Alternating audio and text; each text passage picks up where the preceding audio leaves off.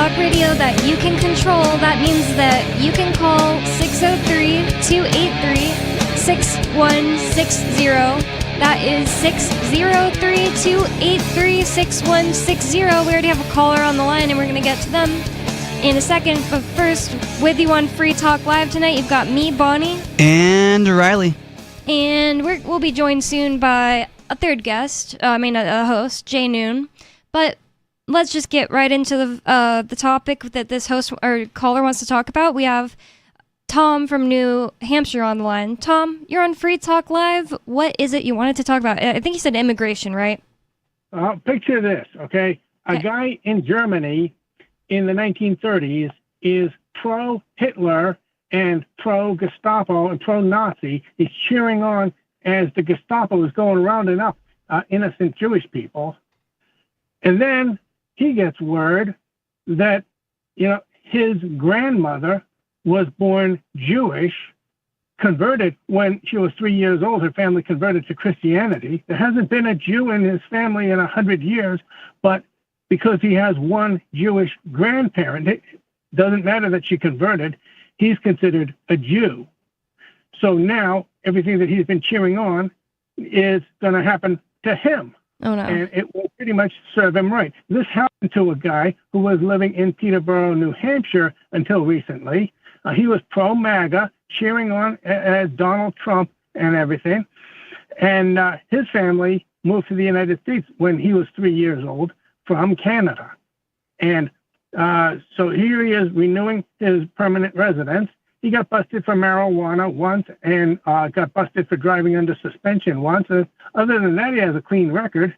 But recently, he was taking the family on a trip to Grand Barachois, New Brunswick, Canada. Mm-hmm. And on the way back to the United States, going through the port of entry at Fulton, Maine, it comes up, he's got these charges in his past. And they said, oh, no, your permanent residence is revoked. And if you try to enter the United States, you'll go to jail. And he was living on a permanent resident card. He was cheering on as Trump is rounding people up until it happens to him. That seems like a really dumb idea when you're here on a permanent residence. It seems like you kind of like everyone was on the chopping block for Trump, even if you were a Canadian who was here on just like you used all the paperwork, or you thought you did all the paperwork correctly. You're making a really good point here today, Tom. And it serves him right. Now he's staying with family. See, some people, they get deported to a place they have no clue where to go. Yep, and the Supreme Court said that's A-okay, which is crazy.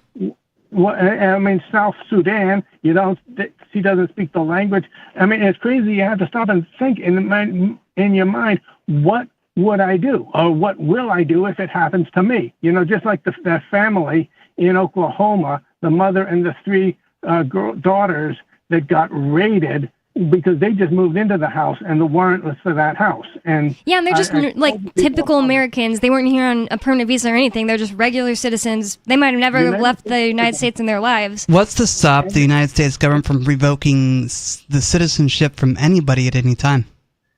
Not only, if it's crazy to think of it, if it happened to me and I land in South Sudan, I still have my citizenship in the Dominican Republic, and if I got my handy dandy credit cards, but guess what? They cancel your Social Security number if you're in the United States and you're an illegal alien. You're a United States citizen until they revoke your citizenship, and then they can cancel your Social Security number, and then the bank cancels all your bank accounts. So how are you going to buy a plane ticket to get to the Dominican Republic? So like that family in Oklahoma I was just talking about, they were in their underwear being forced out into the dark, and it was raining out. And I don't know how many people read about that and say, oh, gee, I better wear a nightgown in case it happens to me tonight. Wow. It's crazy that people have to start planning on what to do if it happens. And because it could happen to anybody. And that guy thought it couldn't happen to him, and it pretty much serves him right, because where was he when people are being deported to South Sudan when they're not even from anywhere near Africa? I think my big concern about this whole immigration roundup is the fact that we're allowing a group of strangers calling themselves government to do the work, and we trust this organization implicitly to do good things when it's our favorite flavor of authoritarianism, when in reality, government messes things up all the time. And if we expect to be taken seriously as people, we need to be reigning in government power no matter who's in charge. Yeah. Well, like I say, your Class A fire extinguisher is designed to be recharged with water. A compressor is required, but even if you recharge it with water, never spray it at an electrical fire. That's Is that that's good philosophy right there. You could, simile or whatever metaphor for this? It's a metaphor. no, it's you're gonna get electrocuted.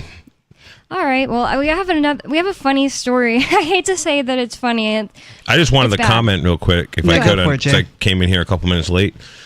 Jay Noon here, and anyways, I think this whole dealing with the immigrants thing is they're doing it the worst possible way, the least efficient way, with the most manpower. Is that because they're government? Well, I mean, because the correct way to deal with this is just stop the subsidies. Right, or like the welfare and everything. Oh yeah, Everything. you end the The welfare subsidies. system, all the subsidies. Yep. No one's going to be sucking Anybody up the who's teeth of dead the weight government. leaves. Yeah. Yes, just stop all the subsidies, stop with the welfare. So, like, one of my big problems is, as I've been saying for years, is we're going to see this extreme pendulum swing to the right. So, I think once the Democrat Party becomes just so totally, and they've been there for a few years now, but they're just so unhinged, radical left, so extremist, and are literally just infiltrated with a bunch of retards, libtards, as I like to refer to them. So they're going to have essentially no credibility. People are going to walk, are going to be like, these guys are disgusting, and then we don't want to deal with them or whatever. We're not interested in it. It's going to push a lot of people to the right, and let's even say the voting stuff is even legit, which I don't believe in anyways. As long as there's a machine counting votes, I don't believe that the votes are accurate. It's all fraudulent as far as I'm concerned. Yeah. But the point is, I think we're going to see a hard pendulum swing to the right, to where the conservatives, the hardcore right wingers, are going to be like, oh, look at Portland and San Francisco and L.A. where they made drugs. They decriminalized them, or they made them legal. Look at Kensington Street, Philadelphia, where you got all these people all whacked out on fentanyl. And the thing is they're going to use that as an opportunity to say, this is why we got to make it a death penalty. For example, if you're going to possess, certain species of salads or plants or chemicals that are regulated, and they're going to use these examples where the real issue is the fact that they've created a dependency system.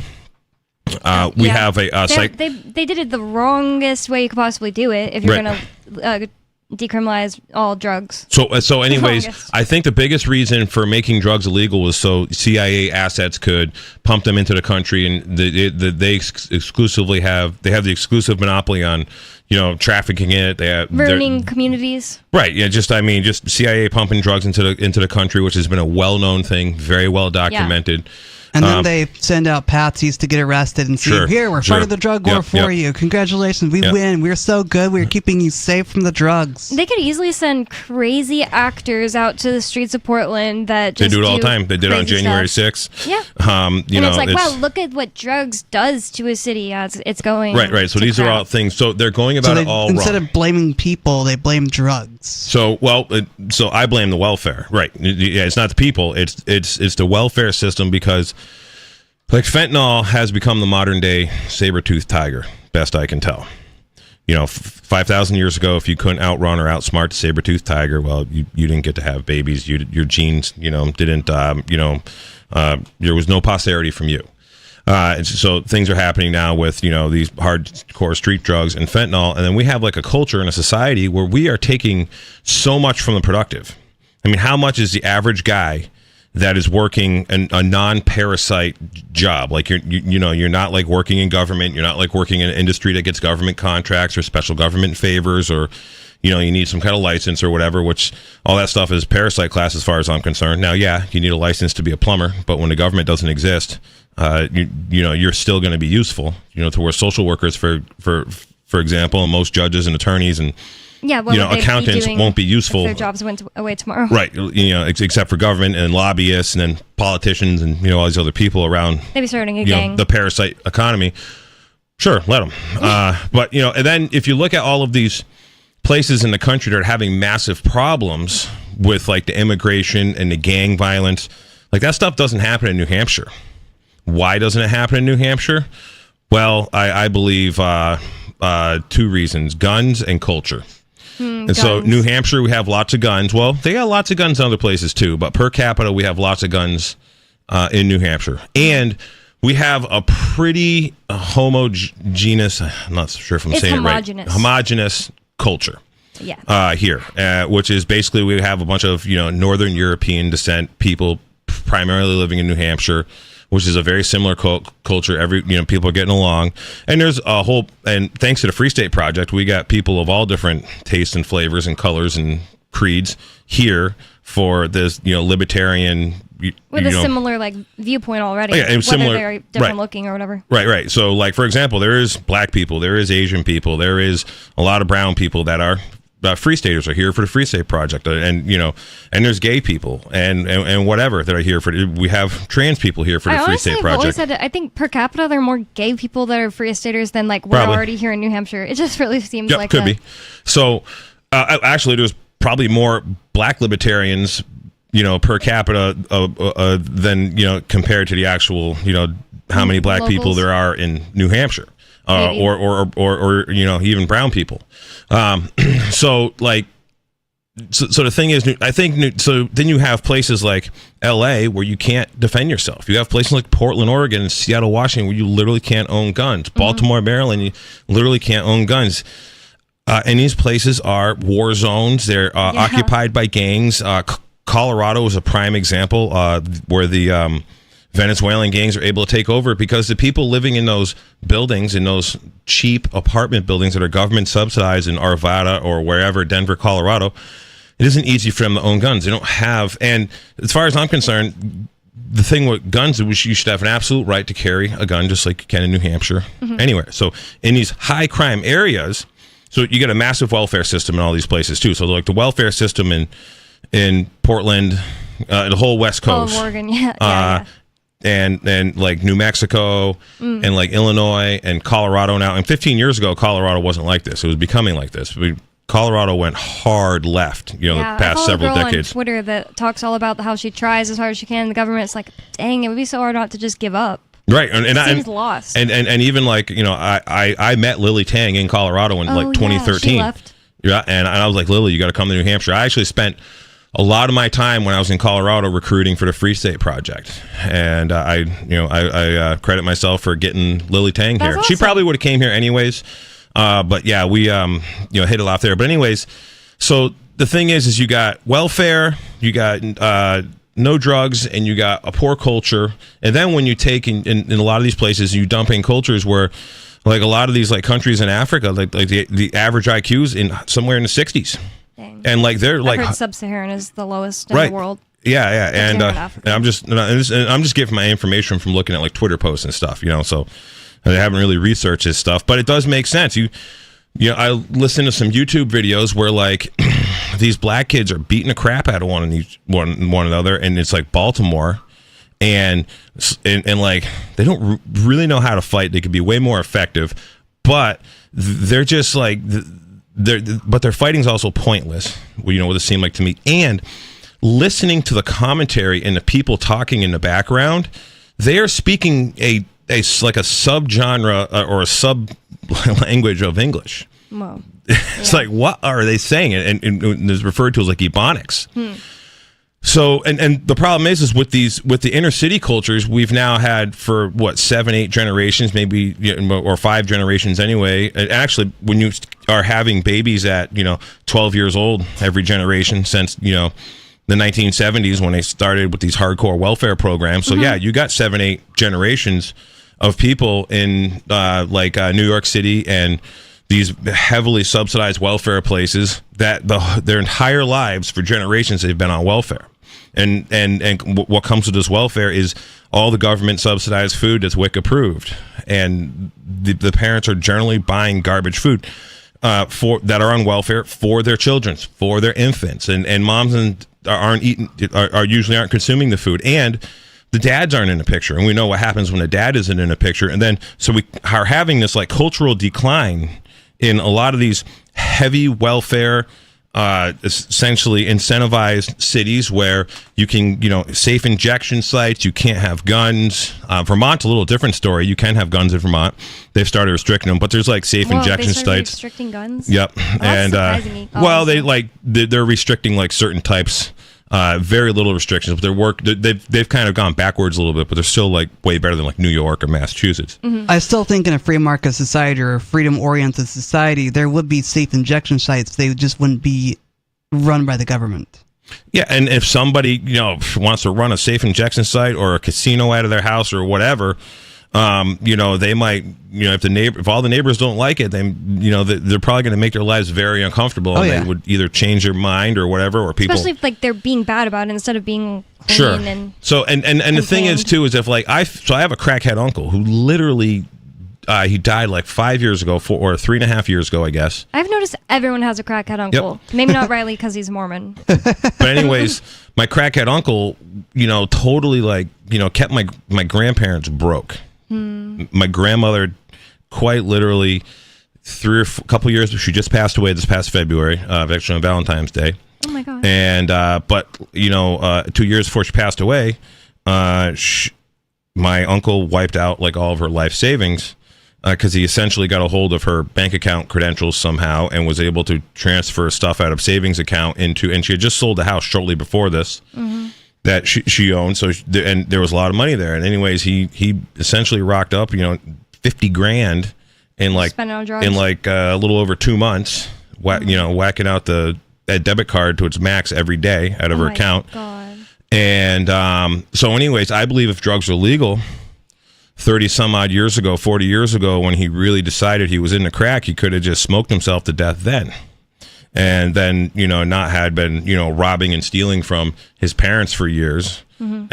And so and that's the thing too, is like, and he's like a fine example for me. I've, one of the things, like, for example, I've had people offer me cocaine many times. I've never tried it. Me either. I've had not it interested. offered as well. I'm not interested either. Well, really? You haven't tried it ever, Riley? No. Me either. And I don't think I ever would.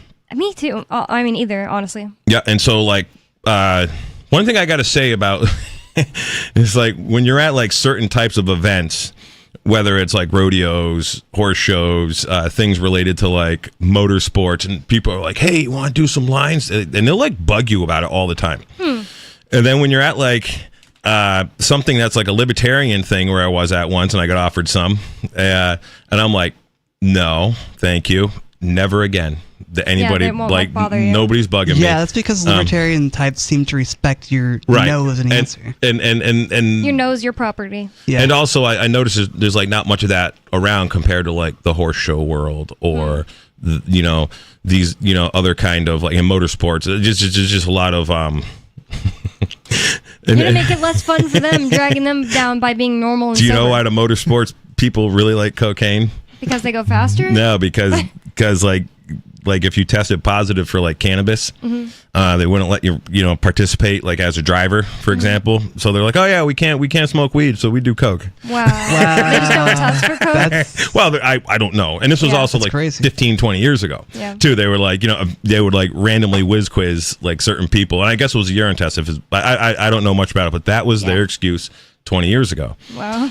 So anyways, I kind of forgot where I was going with this, but with the drugs and the drug culture but the things are just so with the government's bringing in the drugs, Mike Gill talks about the New Hampshire drug cartel and the fentanyls being brought in through the hospitals, and actually there was just I can see that. So there was just a thing with the Department of Justice. It was news like a week ago where they busted 300 and something of these doctors over like $14 billion worth of like false Medicaid billing. And what these doctors were doing is they were prescribing opiates to a whole bunch of like fake, essentially like clients, or they were using like social security or fake patients. They were using like social security numbers and patients like information and submitting to Medicare and getting paid for the opiates, and then they were taking the opiate, and they weren't even giving these opiates to these people. They were taking the opiates and pushing them into the street drug situations, selling them essentially to drug cartels. Mike Gill's been talking about this exact same thing. What's a state of corruption, nhstateofcorruption.com or something is his website. Mike Gill's all over Twitter. But so this came out with the DOJ, and he's been talking about this. So that's like another thing that's been happening. It is all the government is causing all of our problems. And so if we get rid of the welfare, we'll let all the people who can't take care of themselves just die. Yeah, if they quite genuinely literally can't figure it out, they would die. And it's like, if no one wants to help them, then they would just die. Why should it be our problem and them to go on just doing their evil things they want to do in their lives to get drugs if they can't make money themselves to buy it? All these people that are homeless, that are on drugs, and the meth, the fentanyl, the stuff like just, it literally, like, from what I understand about meth, it literally causes like such physical brain damage, like brains that dies. I believe it. And it's all and these people are crazy. They're talking to themselves. I think they're childish. I think they're victims of of generational and cultural warfare, and it's very sad.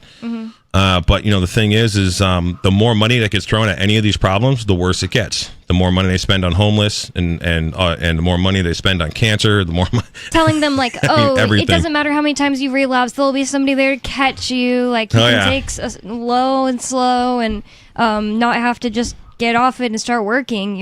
All my first responder buddies that are on ambulances that work for like AMR, for example, tell me everyone who is ODing has an EBT card in their wallet. Yep. It's really sad. I mean, when people rely so much on welfare and have no incentive to provide for someone else or themselves, they're going to get lost in drugs. Yeah, so it sounds like if you didn't have the welfare programs for these illegal migrants coming here to just basically sit around and do nothing, and a lot of them are probably hustling and collecting the welfare at the same time, but we wouldn't have this problem if it wasn't for welfare and drug prohibition.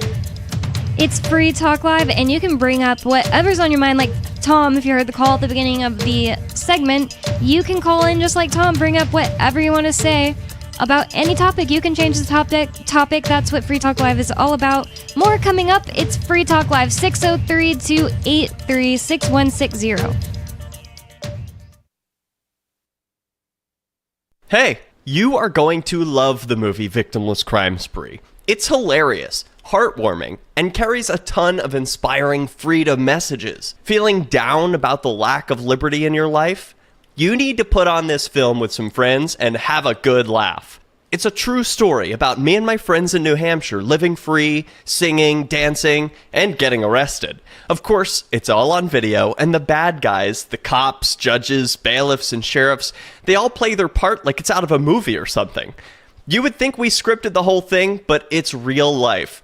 Go ahead and have a watch, and if it's been a while, have another look. I guarantee you'll notice things now that you didn't notice before. And the best part is that you're going to walk away feeling a renewed sense of your own power.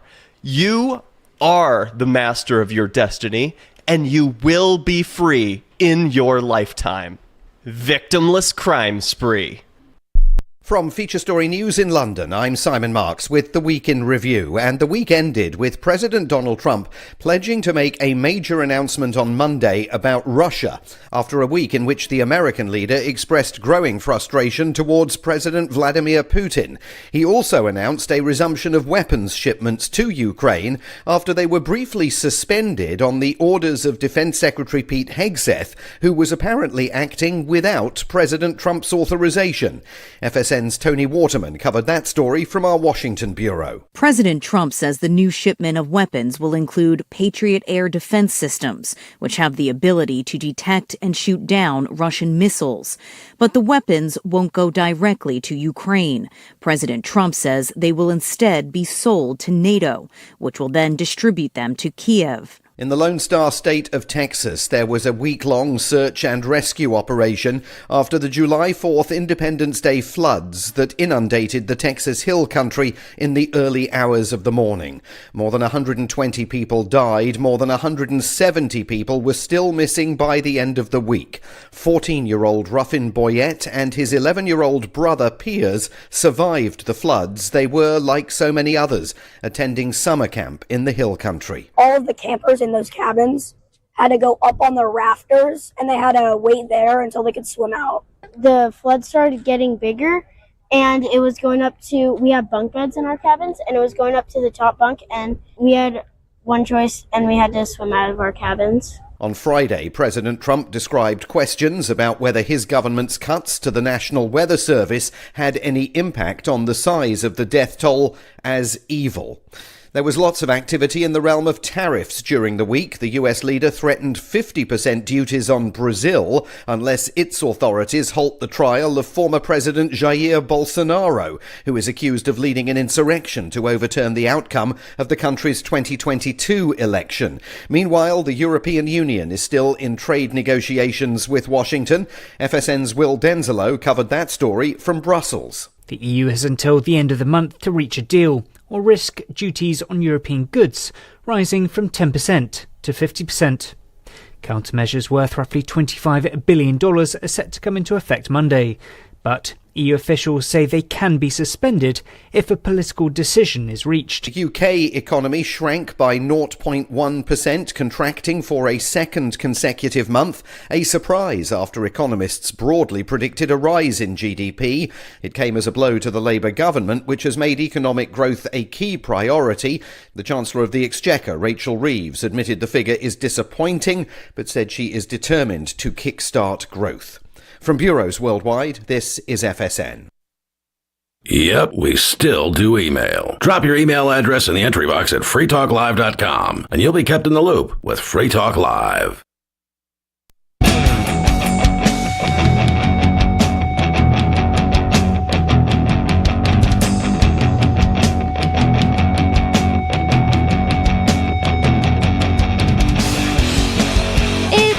Talk Live. It's talk radio that you control. That means that you can call 603-283-6160. That's 603-283-6160. And I'd like to thank CH for being an amplifier with us here at Free Talk Live. That means that CH went to amps.freetalklive.com and signed up to support the show. AMPS stands for Advertise, Market, Promote, and Support. Thanks again to CH and everyone who supports us. And again, that's amps.freetalklive.com if you'd like to check out the perks and benefits of becoming an amplifier. And we really do appreciate every single person who amplifies with us. We just like to shout out them by name every show, every once in a while. So thanks so much to CH and everyone who amplifies with us here at Free Talk Live. And with you in the studio and on the show tonight on Free Talk Live, you've got me, Bonnie, Jay Noon, and Riley. And we all last month went to Rogers Campground in the beautiful White Mountains of New Hampshire to attend the annual Freedom Festival put on by the Free State Project, the Porcupine Freedom Festival. And Riley and I have talked basically ad infinitum about it. Oh, yeah. But Jay, you haven't been on since, and you attended, so how was your experience there? My experience was really positive. Okay. So this year, and last year also, I camped out in the Freedom Breeders Hub. So up at the top of the campground, just above where the playground is where we have a bunch of families camping out. We set up like a central hub so we can, cook and eat dinner together and stuff. And we had family discussions each day at 3:00, which was pretty cool. What was that about? They're about all kinds of topics. I actually was pretty busy for most of them, but somebody from each family did a topic pretty much every day, a discussion topic at 3:00, and it had a similar thing, daily family discussion with someone different every day at Anarchapulco too. So the idea sort of came from there. But I set up the blacksmithing shop. Was it at your tent area? It was right at the Freedom Breeders Hub, which was right next to where my tent was. Oh, okay.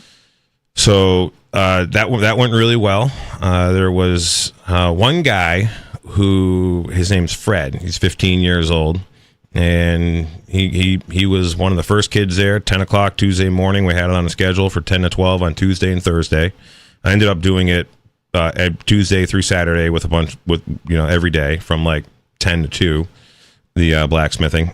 Wow. And this kid Fred, 15 years old, never blacksmithed before. He makes a coat hook, and then tell him, you can come back later and make more at the end when everybody's had a chance. Mm-hmm. So we had a whole bunch of kids. It was actually pretty cool. It was about a dozen kids and parents at 5 minutes to 10, standing there in line waiting to blacksmith. Hmm. So I think 42 people made coat hooks. Oh, nice. I think 38 or 37 of them were kids. Is that a record? Is it usually that 42 people? In 2019, we did a lot more. Oh, okay. Actually, but I didn't have my own kids, Mm-hmm. and we basically did the blacksmithing from like 10 o'clock in the morning till 5 o'clock. Yeah. Every day in 2019, and I also had like Derek Slopey and Ernie Hancock and Howard I can't remember Howard's last name. Etienne, that guy. Yes, that guy. I don't remember his last name right now. Understanding Your Slavery. Mm-hmm. He wrote the book on that. Oh, yeah. Howard Lichman, I think is how you say his name. Anyways, those guys did a lot of the blacksmithing with the kids, so it wasn't just me. And we also had like a really big coal forge, and we had like 4 anvils going. We had, in 2019 we had a pretty big deal. But no, it was good. It was just one propane forge, 1 anvil. It was pretty much, it was me, working with the kids. And so, yeah, there was a whole bunch of kids, 6 years old, 7 years old. And everybody, pretty much all the kids made 2 or 3 coat hooks. A couple of kids made 7 or 8. And there's one kid, Fred, he came back every day when everybody else was done. And I'm like, yeah, I got to brought a bunch of material. And he made like 50 coat hooks just himself, or 60. And then what was pretty cool That's a lot of coat hooks. Oh, yeah. He was really into it. His dad's like, asking me, where to get all this stuff. So if anybody wants to get themselves all set up with like blacksmithing equipment pretty inexpensively, you can email me, jay@jnoon.com, and I'll just forward you essentially the Amazon links for anvil, You can get all forge, blacksmithing stuff from Amazon? everything. Wow. For like last time I looked, it was like $750 for basically for all the tools you basically need to blacksmith. Anvil, a forge. That doesn't include the propane tank. Propane tank you'd want to get locally. Hammers, anvil stand, forge stand, tongs, apron, safety glasses. There's accessories for the anvil. The most expensive thing's the anvil, and it's a little anvil. Like you can spend $3,000 on a really nice blacksmithing anvil for your garage. Maybe one day that kid will be like making rings and stuff. Well, That'd be so cool. He's so his parents are pretty excited, and they're like, "Oh, I would really." Do they live here? No, they're from Michigan. Maybe they'll come here. There was a lot of people at Pork Fest from everywhere else. Mm-hmm. A lot. I met 2 couples, so 4 people total from Canada. Yep, there was a lot of Canadians. A couple Canadians blacksmithed. Mm-hmm. Some German kids blacksmithed. And the other thing that was really cool was I didn't get to meet Ross. Oh. I didn't bug him. He was getting a lot of attention, but I actually one of the kids that blacksmith, he's 10 this year, and he did it last year. Also, he did it at my house last year. So he's pretty good at it. He made a couple of coat hooks, and he took 2 of them, and he's like, "Oh, I don't want this one." I'm like, "It's a really nice coat hook." He's like, "I just gave it to somebody who didn't get a chance to make one." So I gave it to Lynn. I said, "Here's a coat hook for Ross, and you tell him, when his kid's 6 years old, come to Pork Fest, and he can do some blacksmithing with his kid." That would be awesome. One thing I learned at Pork Fest is his wife is so beautiful and so sweet. I talked to them. I was like just gonna look at him. Yeah. Like I was just like walking up to watch him walk the Silk Road, but Olga like pulled my arm. I was like, come here, you need to meet Ross. So I did get to talk to him. I was the same way. I wasn't gonna go like force myself to right be there to talk to him. But that was really sweet of her. And his wife is beautiful and awesome. And I really hope that they do have kids. And he's like super tall. He's I didn't realize how tall he was. Yeah, I never thought his mom's about it. pretty tall though. Yeah. So like a woman, yeah. Right. So I've been, friends with Lynn for a lot of years. I got her phone number and stuff. We message back and forth. So she started her own organization Yeah. called Mothers Against Cruel Sentencing. So I don't know the link off the top of my head, but Mothers Against Cruel Sentencing.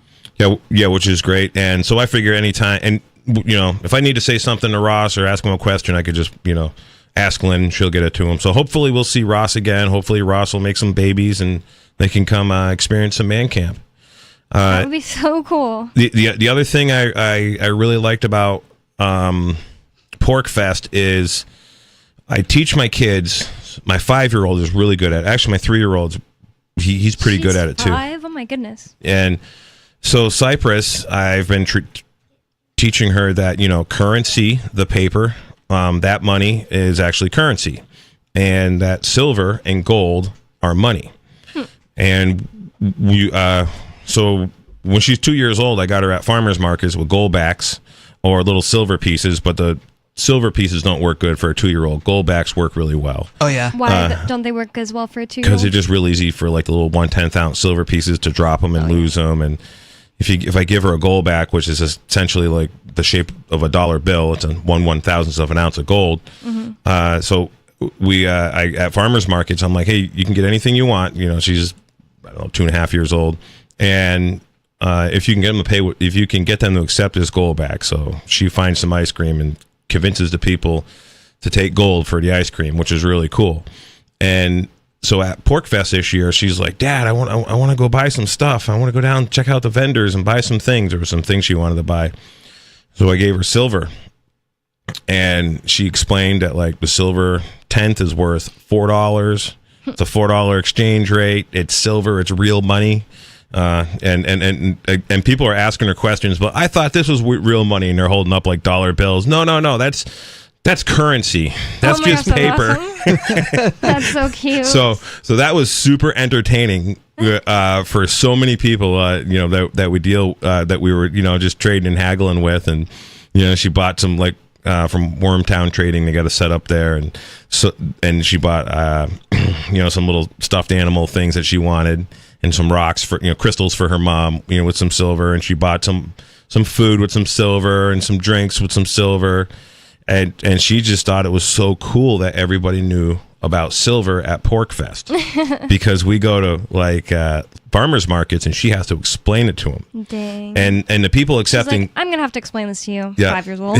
Yeah, and the people accepting silver were just so impressed that a 5-year-old understood the difference between money, silver, hard money, and dollars, which are essentially currency, fiat.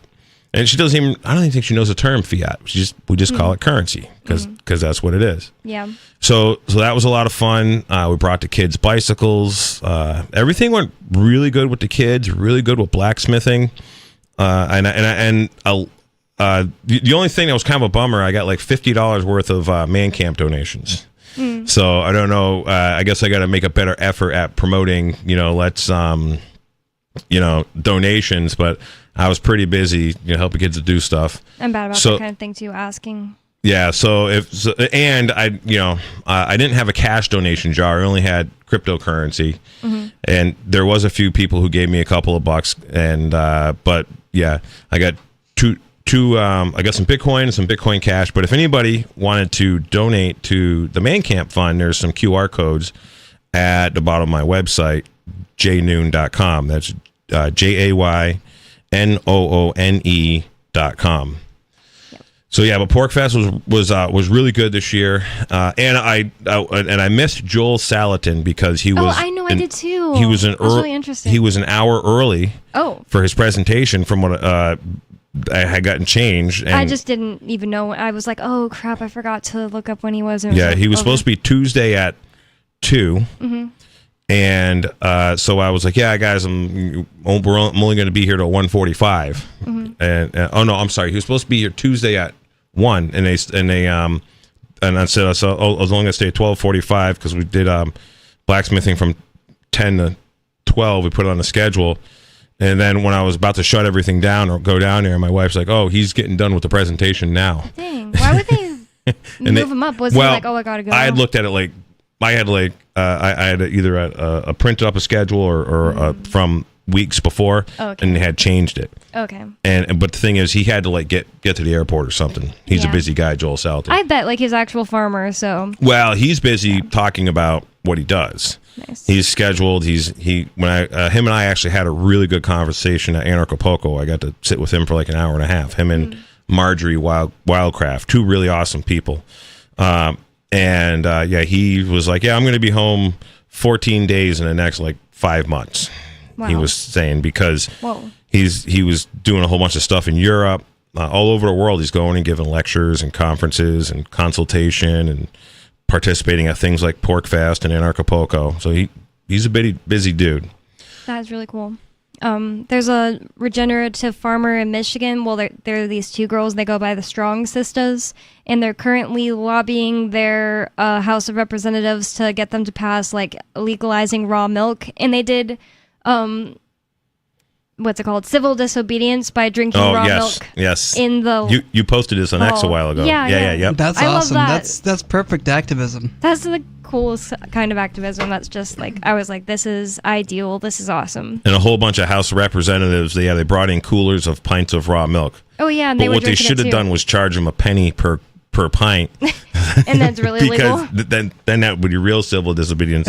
Selling it, now they're just transporting it. But yeah, there's people in New York State. A guy I used to do business with, he got essentially he won on appeal, but he was basically got sentenced to 3 years for giving milk to a neighbor. Whoa, 3 years. Okay, I don't want those girls taken out for 3 years for something like that. They have important stuff to be doing. And the weighing of how far you want to go. He won at appeals. He actually I don't believe he served any time. Oh, okay. But he was on like a house arresting. But quite literally the same day that he was getting arraigned. This was in 98, so I was like a senior in high school when this was happening. Maybe they're getting over it now too. New York's still horrible, there's literally a milk mafia in New York. There's a lot of people who got concrete boots and ended up being fish food on the bottom of the Hudson River because they were trying to haul milk without mob permission. Oh my God! It's a very well known thing. So anyways,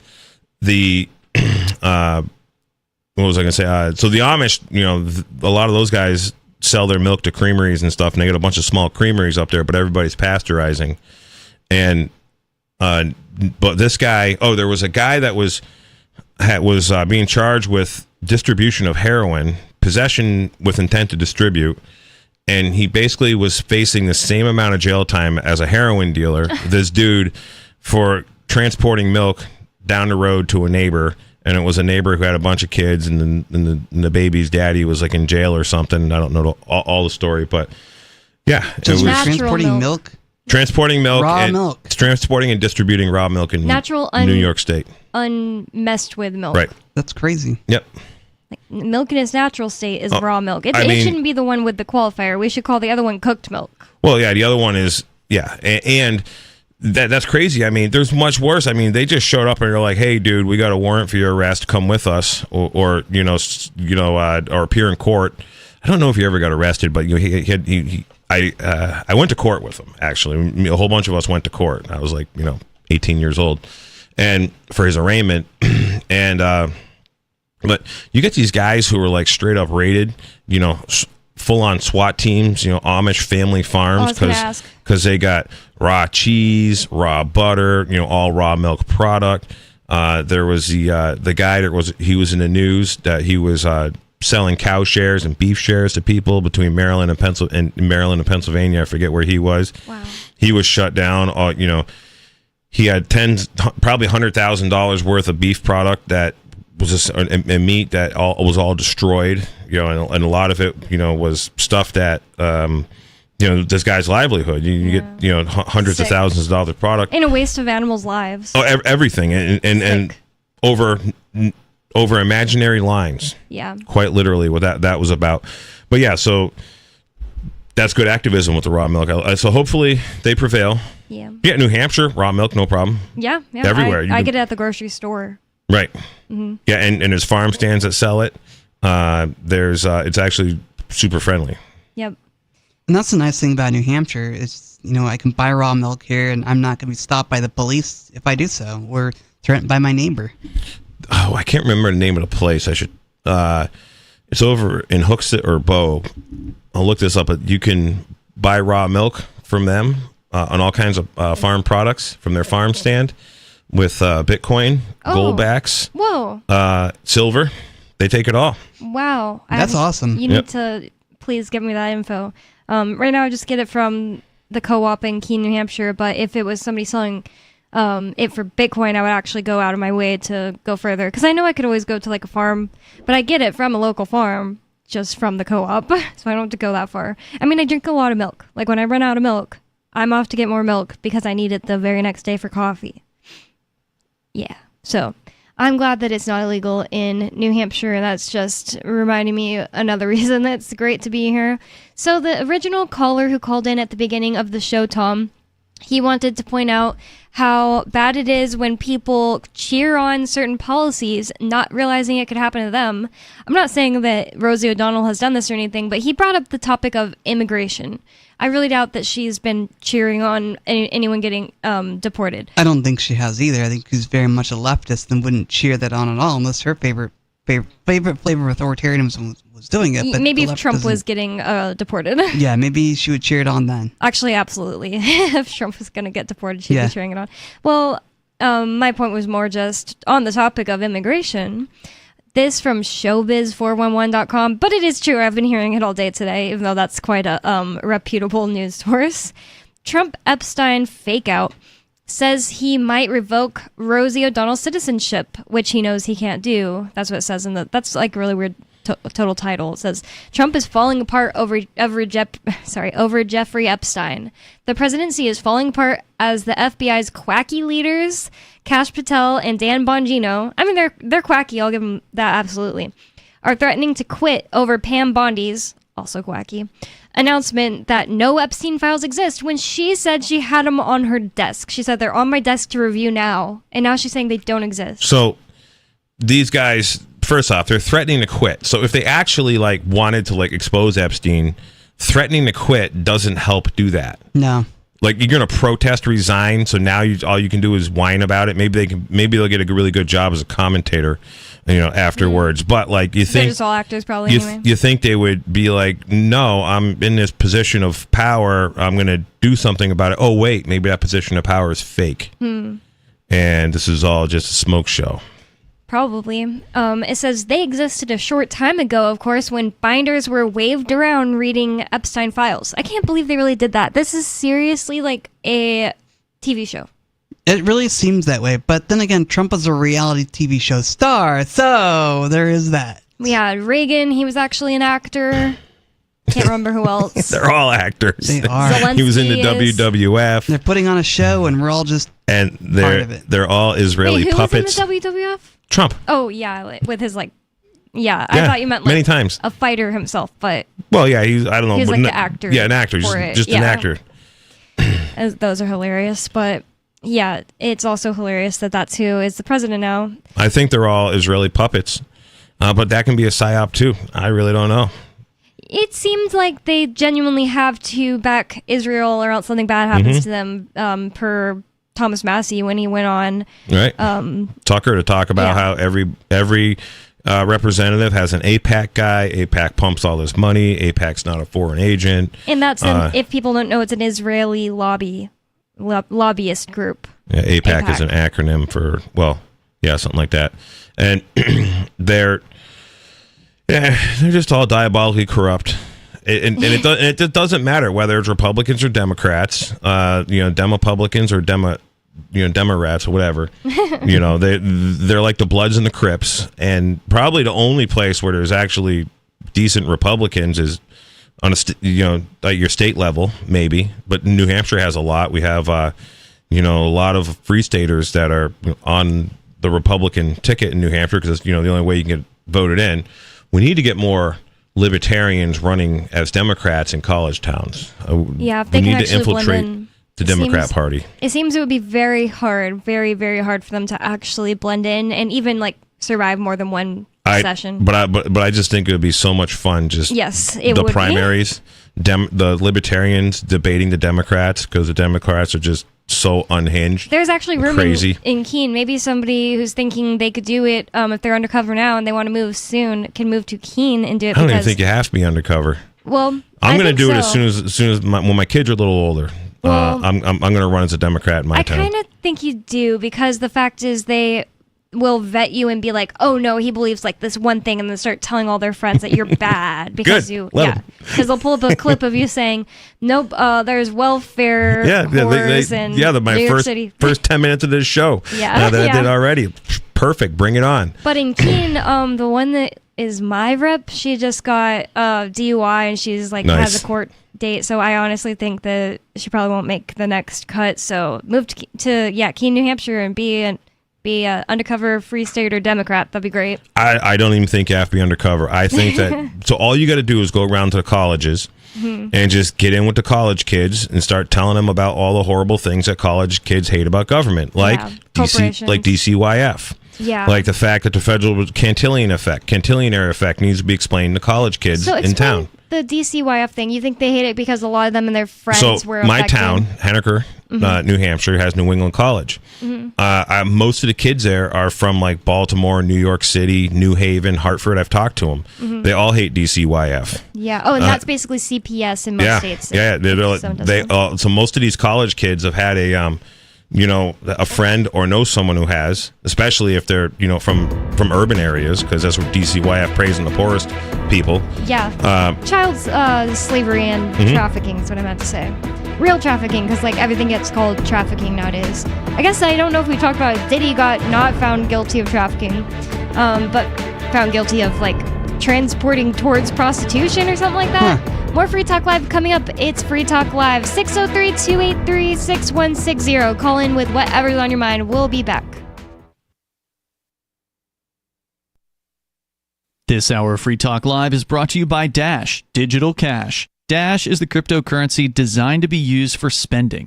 Rising fees have made Bitcoin useless for purchases, but Dash continues to have fees less than 1 cent per transaction, and its features ensure Dash is undefeated as the most useful cryptocurrency in the marketplace. From a technical standpoint, Dash transactions are irreversible, and its network is protected from 51% attacks by their Chainlocks technology. There's no need to wait for a confirmation before considering a Dash transaction complete, so it's great for merchants. Dash is one of the oldest cryptocurrencies and is widely available on exchanges, including the decentralized Maya protocol, and in multi-crypto wallets. It's easy to get and use Dash. Start by learning more at Dash.org. Big thanks to the Dash DAO for sending us 32 Dash per month to promote Dash on the air. Visit Dash.org to learn about Dash. Dash.org.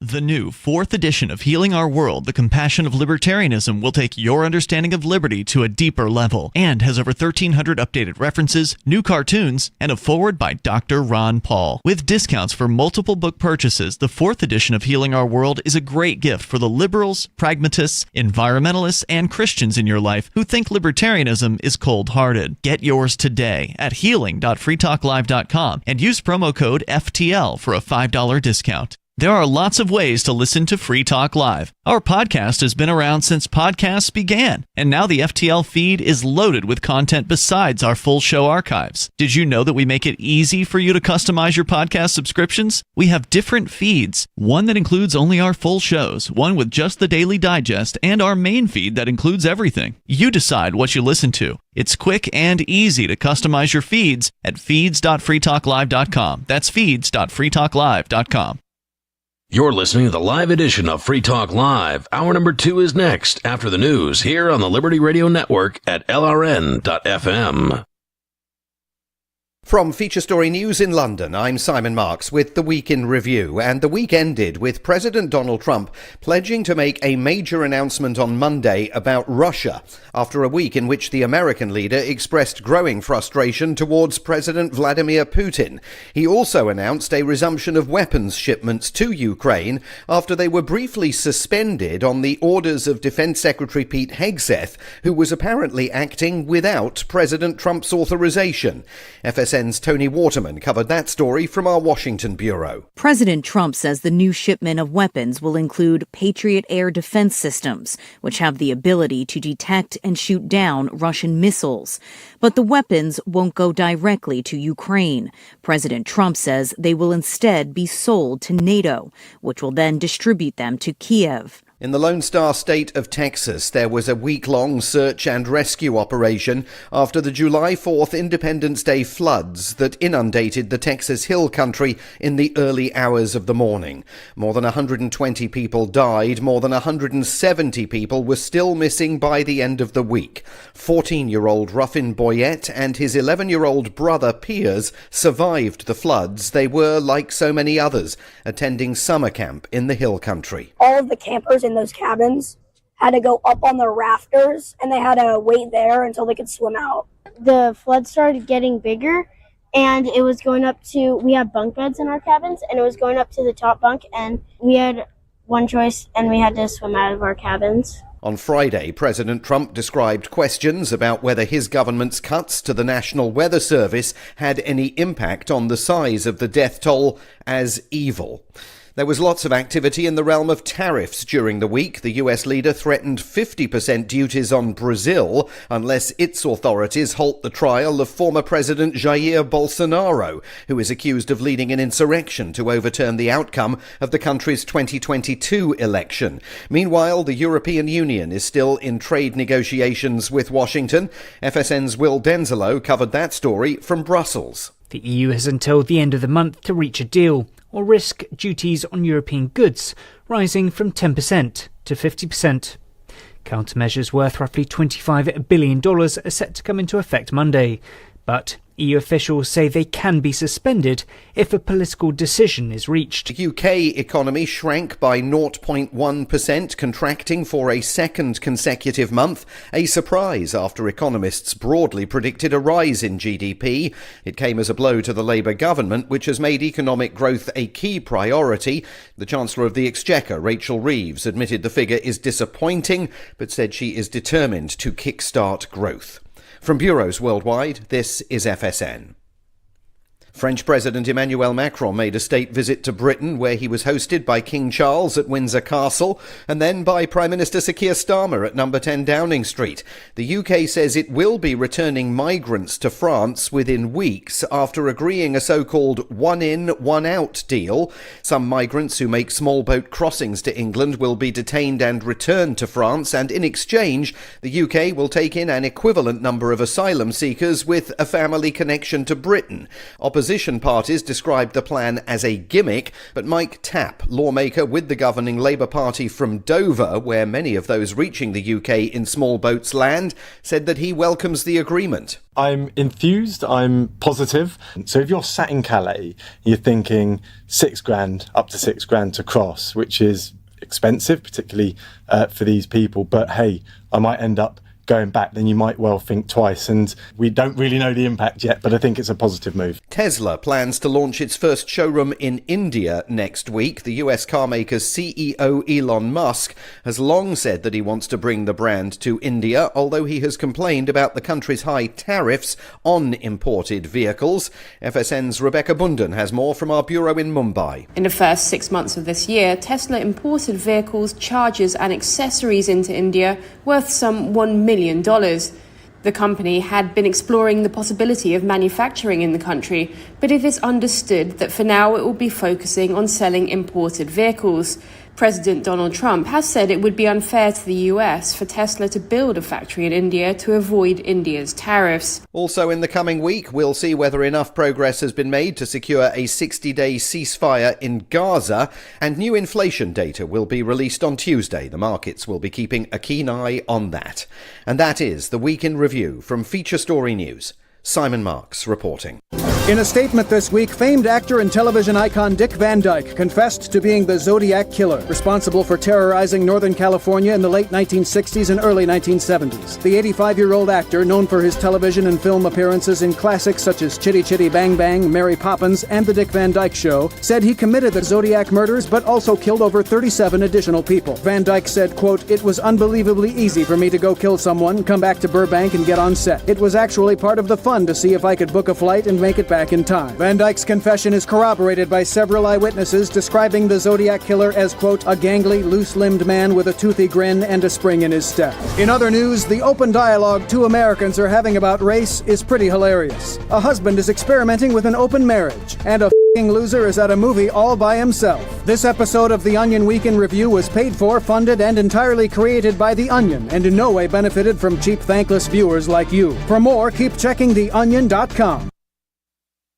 Got Telegram? You can follow our channel there and discuss show prep with other listeners at telegram.freetalklive.com.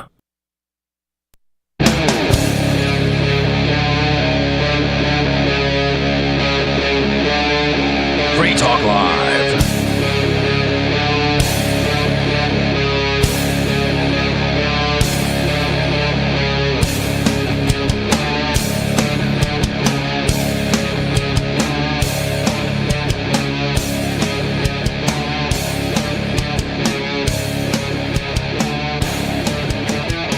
It's Free Talk Live. That means that it's open phones and you can call on whatever topic you want to bring up.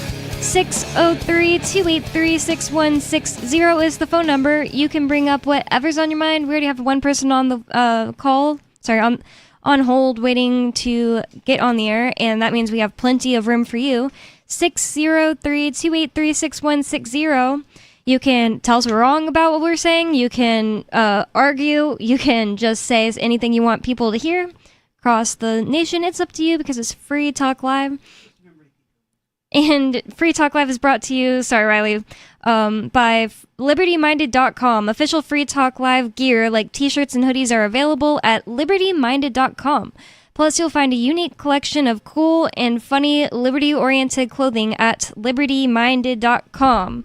Go ahead and repeat yourself, Riley. Sorry about that. I was just saying that people should remember to keep their language clean while on the air. Yep. Because we are a talk show. Talk about whatever you want. Don't talk like however you want. But yeah, we are under the FCC's thumb here. So with you on Free Talk Live, you've got me, Bonnie, Jay Noon, and Riley.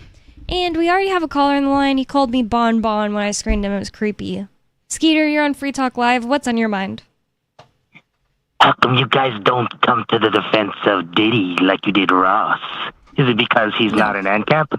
That's ridiculous. Or is it because he's black? You're ridiculous. I don't really even understand what's going on with Diddy. It's too messed up, and it's like he might have been framed by the FBI, just like Ross. You're right? being really ridiculous. First of all, he didn't do anything that is heroic. That's how Ross's story got our attention to begin with. And second of all, it's not like he was told or accused of something. They brought it into his trial that wasn't on that thing and just poisoned his case and didn't actually show evidence of it, and then still to this day try to muddy the waters on the internet with it. What about those kids that died from ODing on drugs they bought on the Silk Road? More people would have definitely died without the Silk Road. The Silk Road saved lives.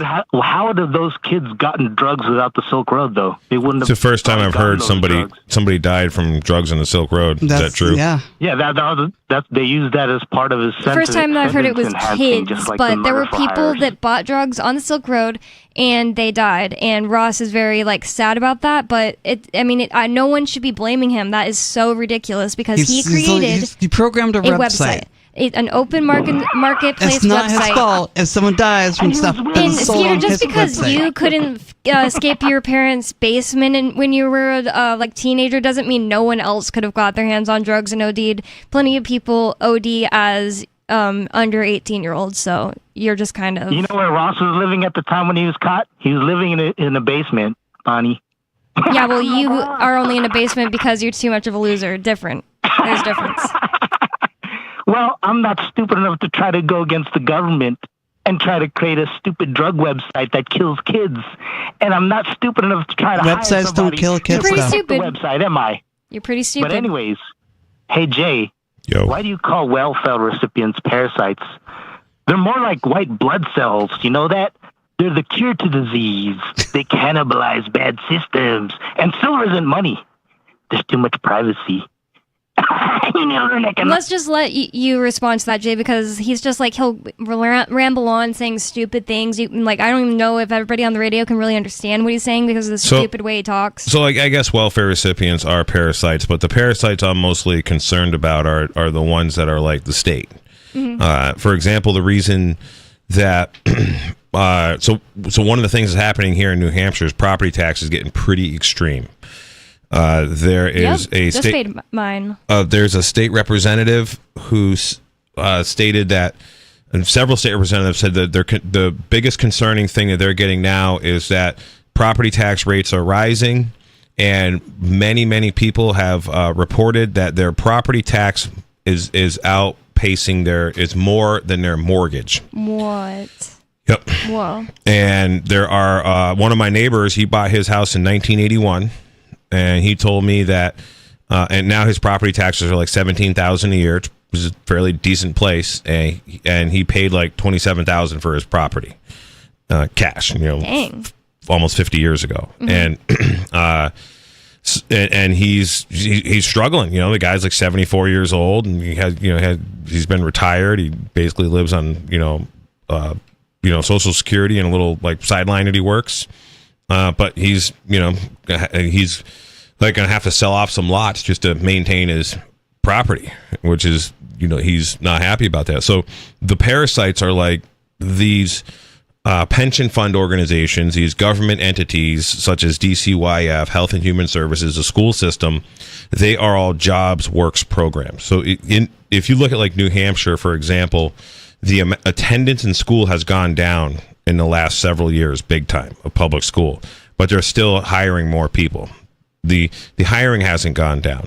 Wow. So these pension funds, or there's a whole bunch of fraudulent bonds that these parasites have created. So they create bonds to fund things like building brand new schools through the school district, and then they build these extravagant schools in these rural little towns, these $30, $40, $50 million schools. They're huge, gigantic buildings.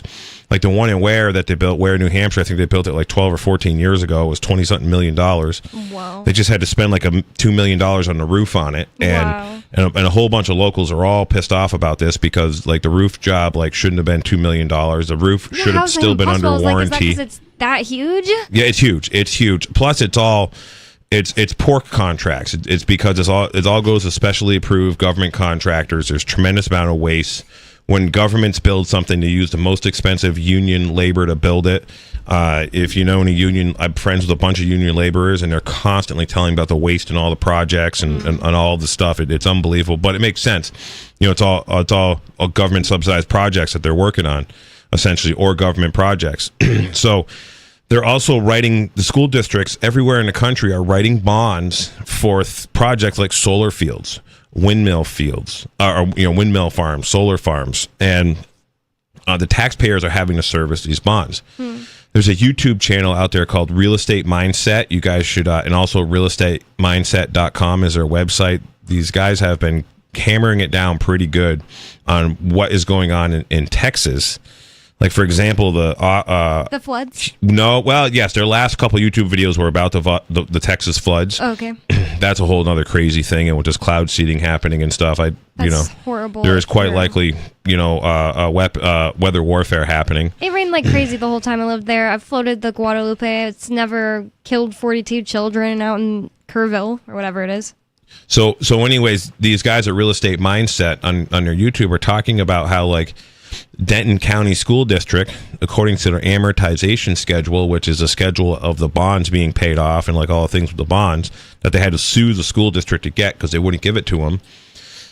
If another school district bond was written, everything stopped at the schools. They shut them down immediately. The taxpayers are still on the hook for 250 years worth of paying the taxes to pay off the current bonds. Another guy, Ian Underwood, in Croydon, New Hampshire, where he was on the town a town select board or whatever. They were able to reduce the school budget by 50%. Yep, by a vote. He didn't do anything shady. Yep. And when they did that, everybody freaked out because the teachers' unions freaked out. They put a ton of money into it. Once they noticed it, because the town doesn't always attend these meetings. And right. But nobody pays attention. So, and this is also where a good thing where we've got a lot of libertarians here working hard in New Hampshire. A lot of people aren't paying attention. Mm-hmm. So if a small concentrated group of people are paying attention, we could be effective. That's what we're doing. Mm-hmm. So, but they had gone through like basically the bond schedule, and they had determined that it was going to take 150 years to pay off the current bond schedule in Croydon, New Hampshire. So that means all these bonds are fraudulent. So those are the parasites I'm talking about, the financial institutions, the government's enforcing this. Everybody who works in government's a parasite. Now, there's classes of parasites, such as you got like the guy who works for the highway department. Like they're out there redoing a road in front of my house past few days. The lady out there holding the stupid stop and slow sign. Whatever. Or the guy operating the grader, or the guy operating the loader. And those guys are all pretty cool. If they were sitting in like those guys would mostly fit in pretty much everywhere. They're hardworking, with libertarians, not everywhere, but like with libertarians and people who don't want to be stolen from. Mm-hmm. They're heavy equipment operators. They're construction workers, for example. They're real men. They have a higher level of testosterone than the ones that are sitting behind desks in Health and Human Services pushing pens around, or being attorneys and lawyers and stuff. Yeah. Being bureaucrats. So, like, those guys, as soon as the government collapses, because the whole financial system has to break somewhere, there's going to be a breaking point. And it's probably just going to mean hyperinflation. Like, raise the debt ceiling to $11 billion. I don't care. It really doesn't matter. It's all a joke. So, so as soon as this financial thing starts to tip and the government has, all these pensions go, you're going to have a whole bunch of parasites that are going to be needed. And I would hire these guys, for example, and me and my friends would hire these guys to do things like service the road. And we'd probably get it done a whole lot cheaper because we're not sending money towards some black hole pension fund that's being run by a bunch of, greenbacks at essentially, a bunch of like, green people who have no experience or just out of financial school are running a lot of these pension funds for the government. That's what, where a lot of people build their resumes working at government pension fund, working, in these institutions and handling those pension funds because, and another thing too is like finance bros. Basically, yes. So you look at like Robert Kiyosaki. I don't know if you've listened to any of his stuff. Mm-mm. He's got some of his stuff. I've listened to some of his stuff. Yep. He's talking about how all these cities, the firefighters' pensions, the school teachers' pension funds. He's like, look at the stock market went up like 6 points or 6% or something like this. This index went up 4%. This one went up 9%. He's like, how come all of the funds that the taxpayers are guaranteeing are losing? How could they be losing? How incompetent they are? Like all these pension funds, and when private pension funds for like private businesses or whatever go up, and they're like they're similar pension funds, and I believe a lot of it is because they can be careless because they're parasites. They don't have to work to get their money. Yeah, and this is the same thing with the school system. So 75% of my taxes is quite literally going towards pension funds and or fraudulent bonds. I'm not really sure what yet. We're going to figure it out locally. But yeah, there is a massive push in this country to eliminate property taxes. And even here in New Hampshire, there's starting to be some talk among representatives to, there's a bill, I forget, I should have had this prepped, but there's a bill for the state to recognize a loyal title of property, which means that it can't be taxed. That'd be awesome. Yes. And this was also a bill in 2006 that was introduced. So there's talks of reintroducing Do you know who's this. going to introduce it? I don't know. Oh. Leah Cushman's been talking about it. She's not a rep anymore. And this other guy on Twitter calls himself In Personam Jurisdiction. He posts a lot of really good things. I repost some of his stuff. So yeah, he's the one talking about. I don't know who's going to introduce this bill. Hopefully, somebody will. But we got to get back to owning the property. And what we have is government. This parasite has become a massive black hole. It's become a massive works program for essentially a whole bunch of people who have been culled, or not really cultivated, into being essentially useless drones in these systems. I mean, with most government employees, really aren't going to have anything to go do that, when the government collapses or when things collapse. So, that's parasite. The parasite being the welfare recipient, that's like a very mild parasite. In fact, if the only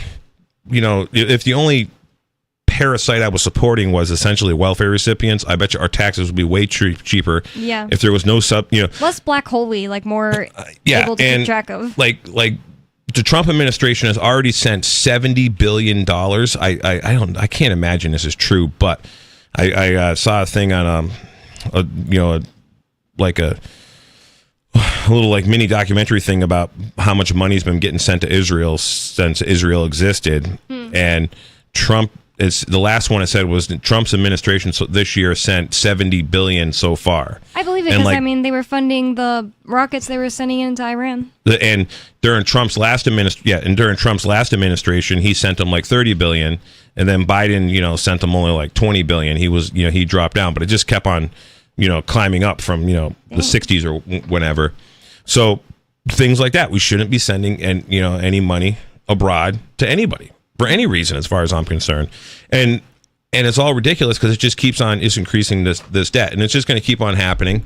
And one of the ways that we can, Bitcoin, gold, and silver is like ivermectin when it comes to parasites. When we use Bitcoin, gold, and silver in the economy, it's anti-parasitic money. It's Bitcoin is not private, but gold and silver transactions are private unless you're using some digital garbage, gold and silver, but there are private digital things we can use like Monero and I guess Xano and Zcash and stuff like that.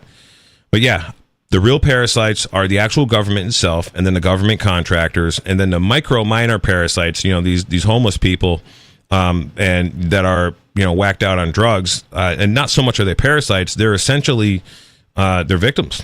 What about disabled people whose families struggle to take care of them and the disabled people are on welfare? Well, okay, what about so how much taxes is that so how much taxes is that family paying? Because in general, if that family of that disabled guy wasn't so burdened with taxes, they would have a lot more help.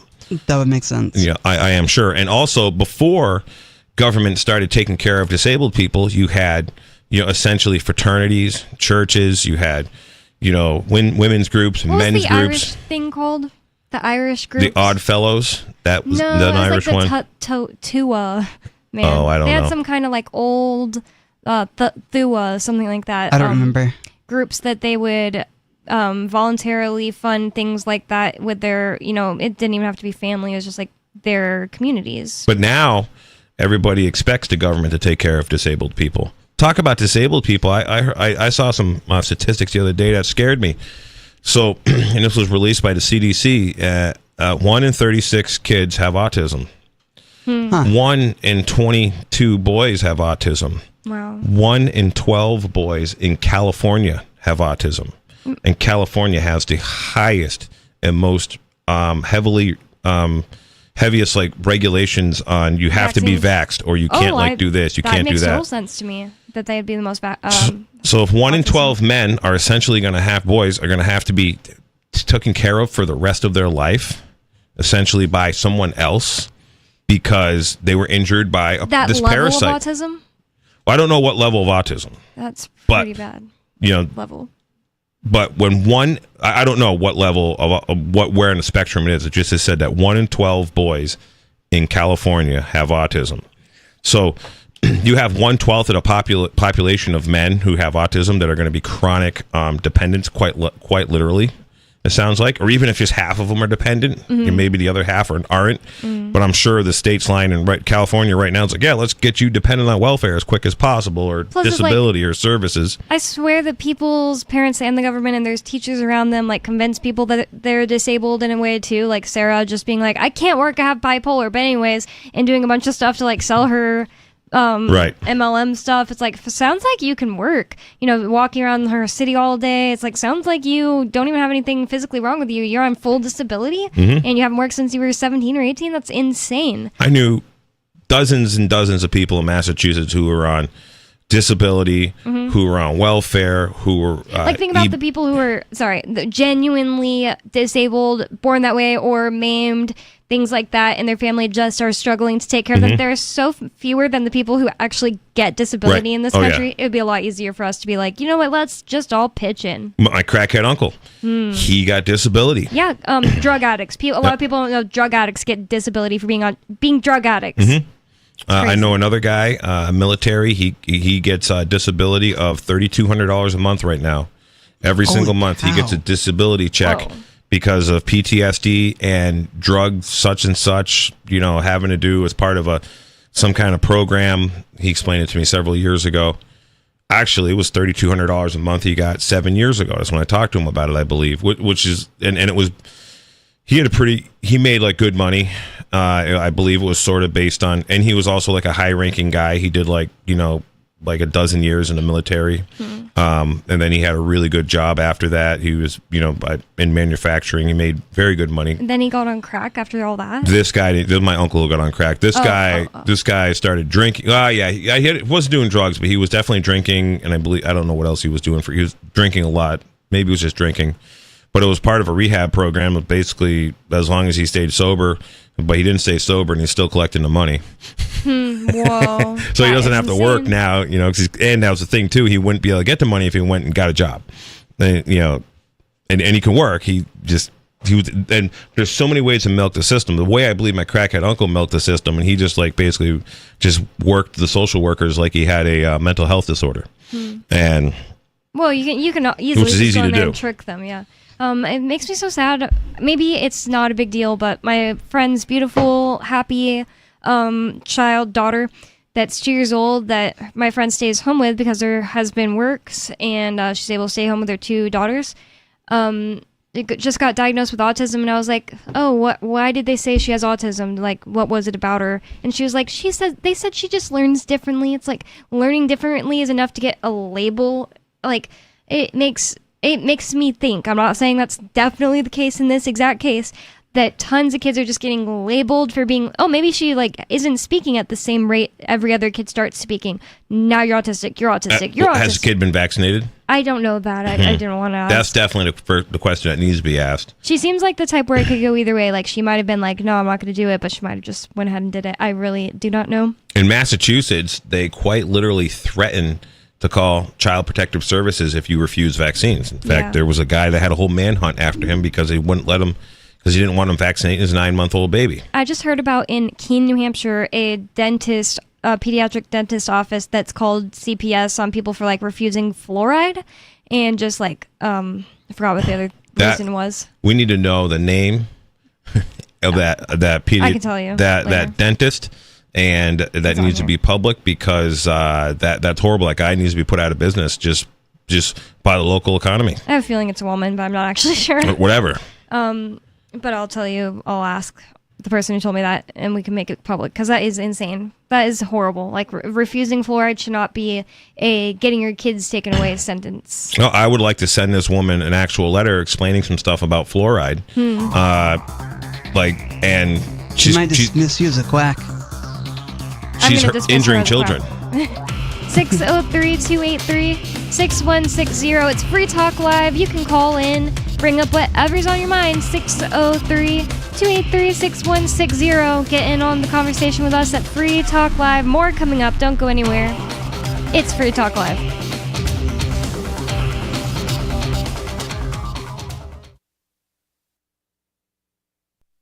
On Free Talk Live, we're bringing people to the ideas of liberty every day. From wrestling superstars like Glenn Jacobs. You guys really are having an impact, I believe. Like I said, a lot of where I am now is due to listening to Free Talk Live. You changed my mind on some very important issues years ago. To random people tuning in on the radio. I was kind of stuck in the left-right paradigm. I heard your show by chance on a Saturday night. From there, I went on, joined the Free State Project, and become an amplifier. So, I mean, that's really the reason why I amp is because I know that if it wasn't for you guys being on as many stations as you are, I never would have found the ideas of liberty. You can help more people hear the message of liberty by joining Free Talk Live's AMPS program on Patreon for as little as $5 a month. And you'll get access to special perks. Visit amps.freetalklive.com, amps.freetalklive.com. From Feature Story News in London, I'm Simon Marks with the Week in Review, and the week ended with President Donald Trump pledging to make a major announcement on Monday about Russia, after a week in which the American leader expressed growing frustration towards President Vladimir Putin. He also announced a resumption of weapons shipments to Ukraine after they were briefly suspended on the orders of Defense Secretary Pete Hegseth, who was apparently acting without President Trump's authorization. FSN's Tony Waterman covered that story from our Washington bureau. President Trump says the new shipment of weapons will include Patriot air defense systems, which have the ability to detect and shoot down Russian missiles. But the weapons won't go directly to Ukraine. President Trump says they will instead be sold to NATO, which will then distribute them to Kiev. In the Lone Star State of Texas, there was a week-long search and rescue operation after the July 4th Independence Day floods that inundated the Texas Hill Country in the early hours of the morning. More than 120 people died. More than 170 people were still missing by the end of the week. 14-year-old Ruffin Boyette and his 11-year-old brother Piers survived the floods. They were, like so many others, attending summer camp in the Hill Country. All of the campers in those cabins had to go up on the rafters, and they had to wait there until they could swim out. The flood started getting bigger, and it was going up to, we had bunk beds in our cabins, and it was going up to the top bunk, and we had one choice, and we had to swim out of our cabins. On Friday, President Trump described questions about whether his government's cuts to the National Weather Service had any impact on the size of the death toll as evil. There was lots of activity in the realm of tariffs during the week. The US leader threatened 50% duties on Brazil unless its authorities halt the trial of former President Jair Bolsonaro, who is accused of leading an insurrection to overturn the outcome of the country's 2022 election. Meanwhile, the European Union is still in trade negotiations with Washington. FSN's Will Denzelo covered that story from Brussels. The EU has until the end of the month to reach a deal, or risk duties on European goods rising from 10% to 50%. Countermeasures worth roughly $25 billion are set to come into effect Monday, but EU officials say they can be suspended if a political decision is reached. The UK economy shrank by 0.1%, contracting for a second consecutive month, a surprise after economists broadly predicted a rise in GDP. It came as a blow to the Labour government, which has made economic growth a key priority. The Chancellor of the Exchequer, Rachel Reeves, admitted the figure is disappointing, but said she is determined to kickstart growth. From bureaus worldwide, this is FSN.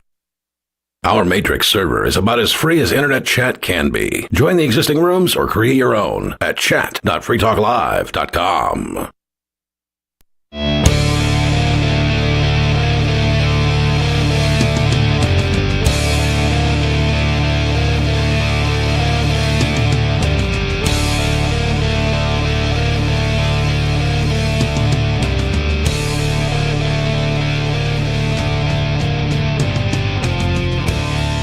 It's Free Talk Live. It's talk radio that you control. That means that you can call the number 603-283-6160. That's 603-283-6160 to get in on the air with us and talk about whatever's on your mind. Ask us our opinion on something, get the other listeners' opinion on something, tell us we're wrong, dead wrong, or just talk about whatever is on your mind. That is 603-283-6160. Are you tired of the oppressive rules and moderation of the big tech social media sites? Our Mastodon server at social.freetalklive.com can set you free. Mastodon is free, open source, decentralized, and federated. Multiple apps are available for iOS, Android, Windows, Mac, and Linux. Social.freetalklive.com is where you go for that. And with you on Free Talk Live, we just had Riley step out. So with you on Free Talk Live, you've got me, Bonnie. And Jay. And the first person that called in and actually had something worthwhile to talk about was Tom from New Hampshire, and he wanted to talk about Trump's immigration stuff that is getting really scary. The scariest stuff I learn about is always from Tom. Tom is really paying attention to what's going on. Sometimes it feels like the only thing to do is to kind of check out and not pay attention to the crap the government's doing if you want to like live a happy life inside your own mind. Like I don't watch violent cop videos all the time anymore. Like when I first found out about the genre, like, oh my gosh, I need to see this. Everybody needs to see this. I need to post it on my Facebook every day. That was like a whole year of my life. I don't do that anymore because it's like, if I can't do something about it in that moment, it's just going to eat away at me basically. And really, it's just more probably helpful to share ideas about how to know your rights when you're in a situation like that with other people that you actually care about. And yeah, so what I was saying about that, is that's kind of why I fall off of paying attention to some evil things the government's doing. Sometimes, like paying attention to what Trump is doing with the immigration situation. He's doing a lot of really bad stuff. And Tom is definitely paying attention. He never gets tired of getting angry at the cops or ICE, which are just federal cops with a specific job. And so he had told us about something Trump was doing with deportation, and he was just pointing out that somebody who had cheered it on in Peterborough, New Hampshire, apparently had it happen to him. He was here on not a visa, but he was here legally through Canada, and he got shipped back after cheering on the deportations. It's just like, one time somebody who has a Canadian mom said to me, it's not fair that like Hispanic people are here legally because my mom had to go through all this crazy process. And it's just like, that's like somebody saying like, well, I had to go through something hard so like everybody else should. It should be a lot easier to get here if you want to work, you know? Yeah, I got a friend who's Canadian. He's here on a green card, and he's terrified. And he's going to be like grabbed. I know. It's really awful that people are having their cortisol spiked and becoming less beautiful because of this whole situation. This from showbiz411.com. Trump Epstein fake out says he might revoke Rosie O'Donnell's citizenship, which he knows he can't do. That's all the headlines, kind of a jumbled up one. It says that Trump is basically freaking out about the whole, his presidency is falling apart over him not releasing the Epstein files, and then they've now come out and said it's fake. There are no Epstein files. It's just really bad stuff. The MAGA crowd is mad at Trump, and I don't even blame them. Like, at least it's like, it's good that this is what it takes for them to see that they're not going to get what they want through the federal government. They're not going to get what they want. Smaller government? No. Voting in the federal government? Nope. You're not going to get smaller government. Definitely been telling a few of my MAGA-tard friends, I told her so. I think it's more helpful to just explain to them, like, it's always just been what's going to happen because it's the nature of power. Right. Power corrupts. Mm-hmm. And absolute power absolutely corrupts. Yep. It says MAGA is furious because they were hoping Bill Clinton and some of their hate targets would be mentioned in the Epstein files.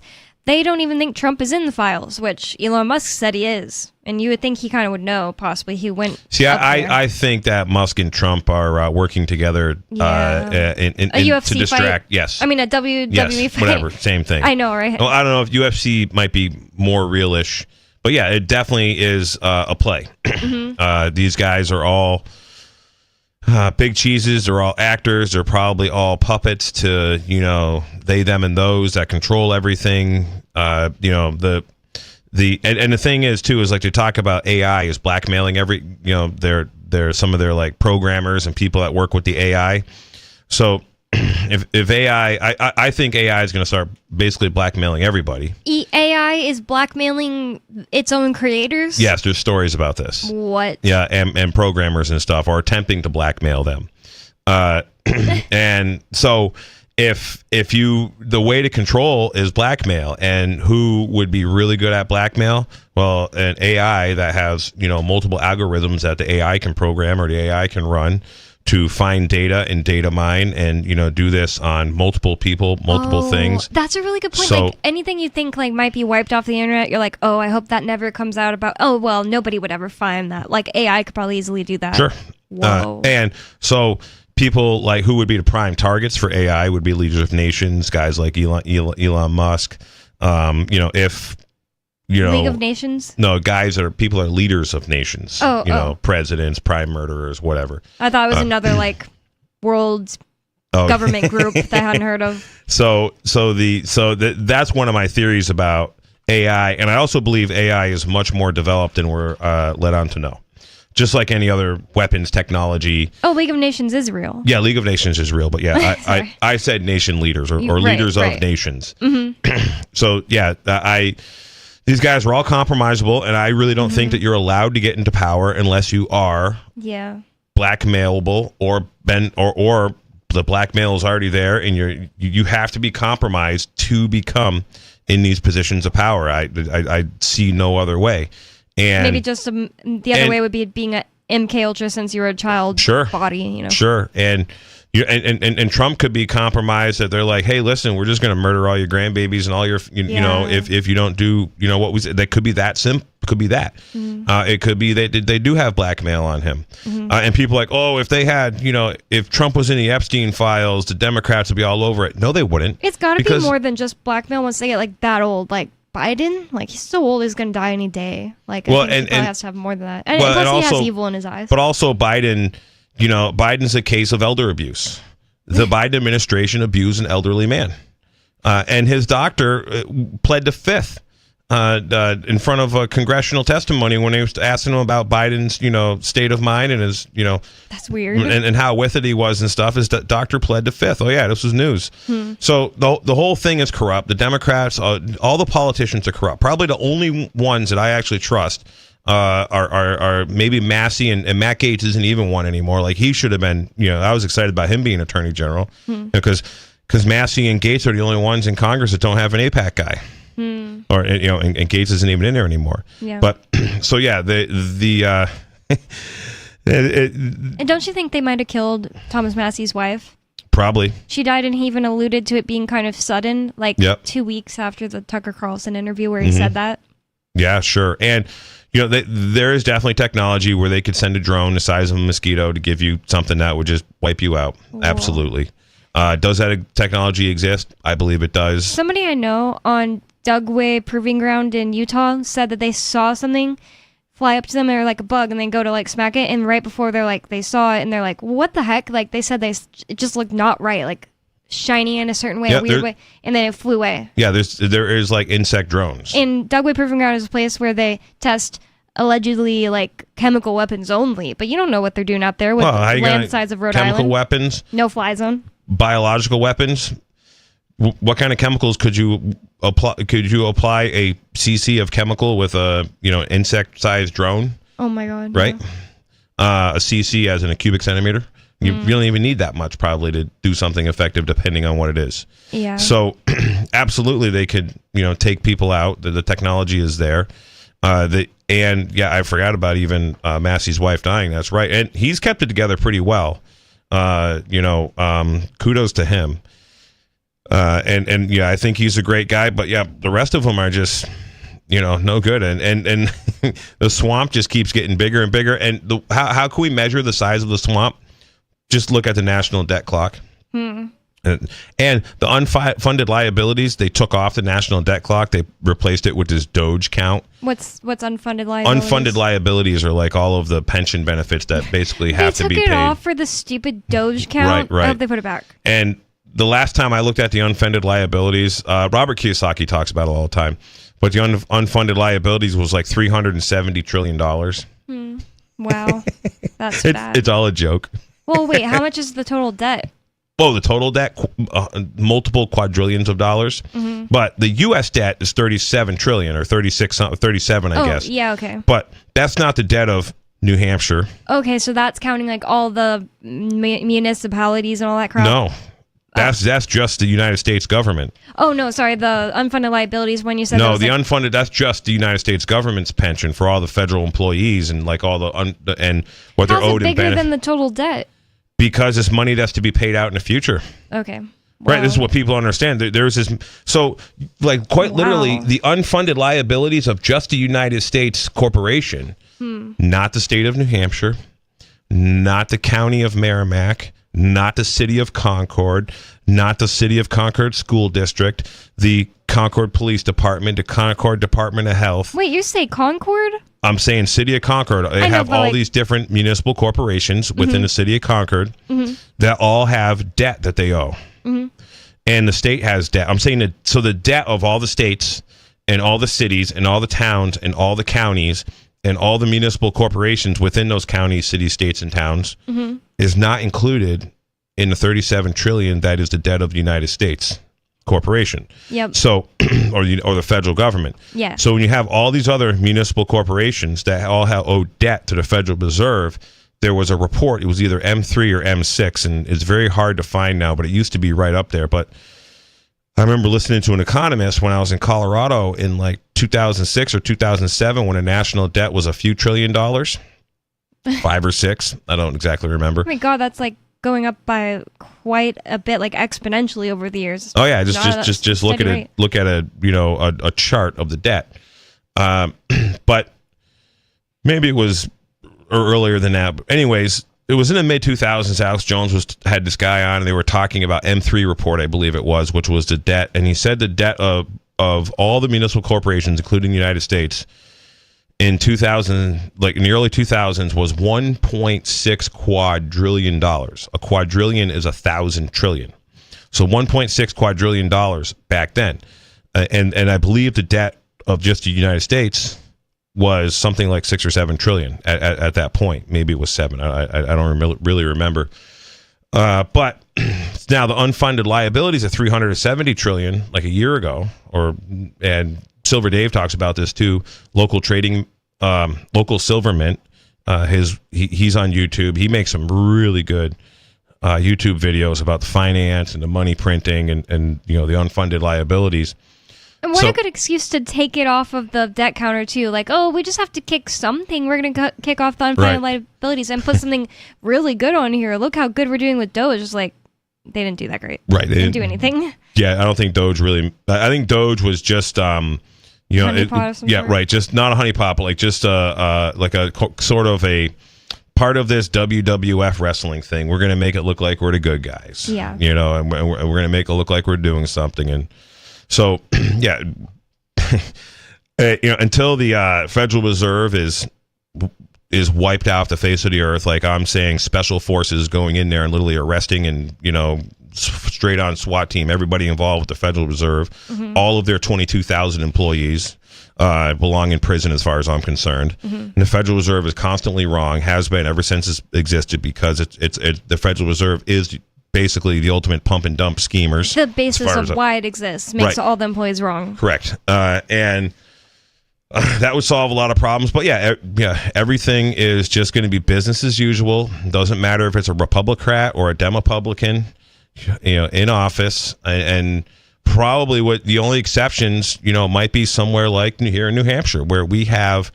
quite literally half of the Republicans are Liberty candidates. They have a good rating with the New Hampshire Liberty Alliance. In fact, in the U.S. House. In the New Hampshire House. Did you watch the thing with that libtarded lady who runs Granite State Progressives? I didn't watch the whole thing. It's all a bunch of the same stuff they always say. Crap. So she did this webinar on the Free State Project. Granite State Progress. Granite State Progress, yeah. I forget her name off the top of my head. Me too. But anyway, she's also from Peterborough. Oh, interesting. Best I can tell, she's pretty much someone who's essentially useless, probably doesn't have any real world skills. Yeah. Maybe she does some gardening or farming or something, who knows. But I'm just making a generalization. The way she was just talking, she had no clue. In fact, she had no clue about a lot of stuff. But when Granite State Progressives has to grasp at straws to attack Free Staters, it was pretty awesome.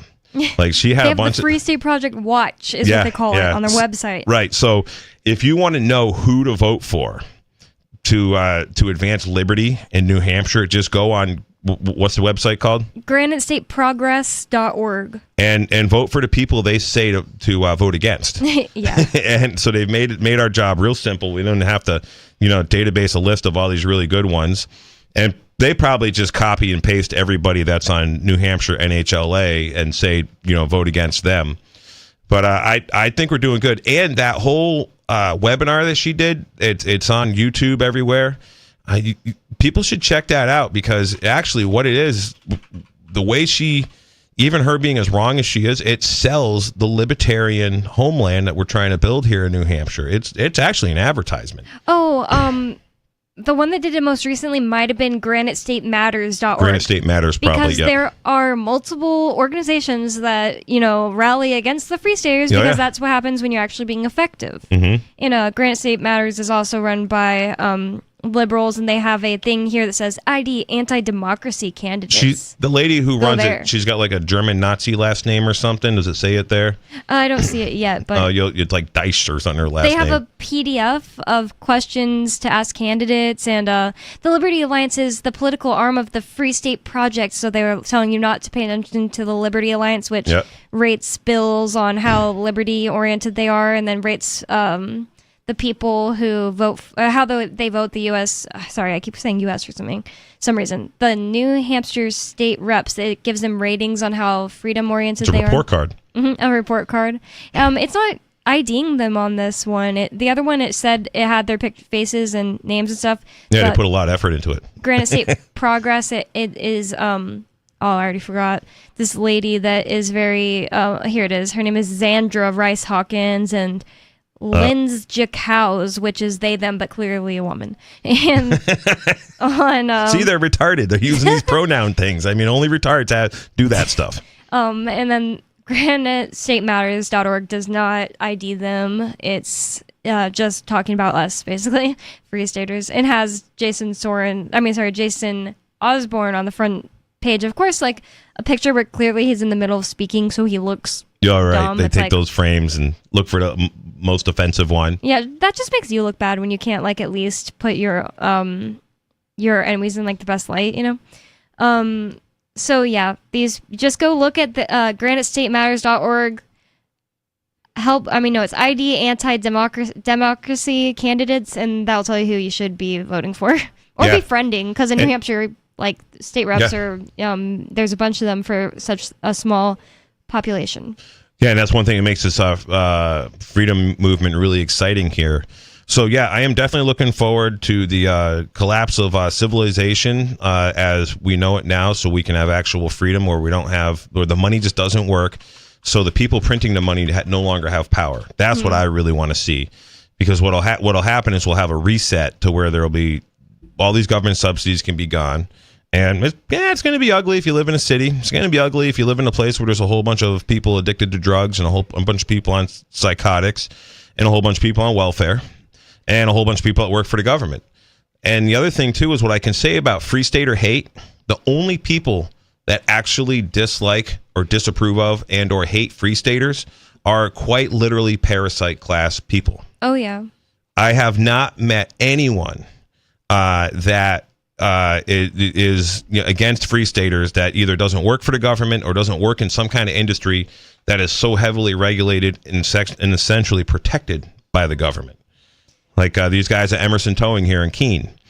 When the Free Staters or the Keeniacs are running around putting nickels in parking meters so they can't write parking tickets anymore, then the towing company doesn't get the list of cars that didn't pay the license plates that didn't pay their parking tickets that they can go tow, seriously diminished when the local parking enforcement wasn't writing any more parking tickets. So it was the people who own or work for or are beneficiaries somehow of Emerson Towing, which is from Swansea, just down the road here, a town just south of Keene. They started a Facebook page, 15, 20 years ago, called Stop Free Keene.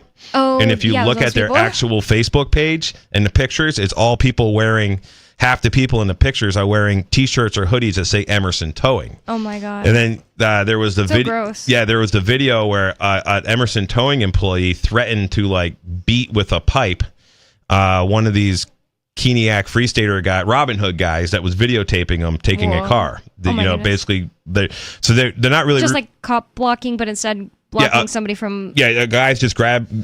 so basically, they act like repo guys. What they're mostly going for is not so much repos, but they're going for cars that had the license plates haven't paid the parking tickets, so they can tow them. Wow. And they love towing. And so you'll see them troll...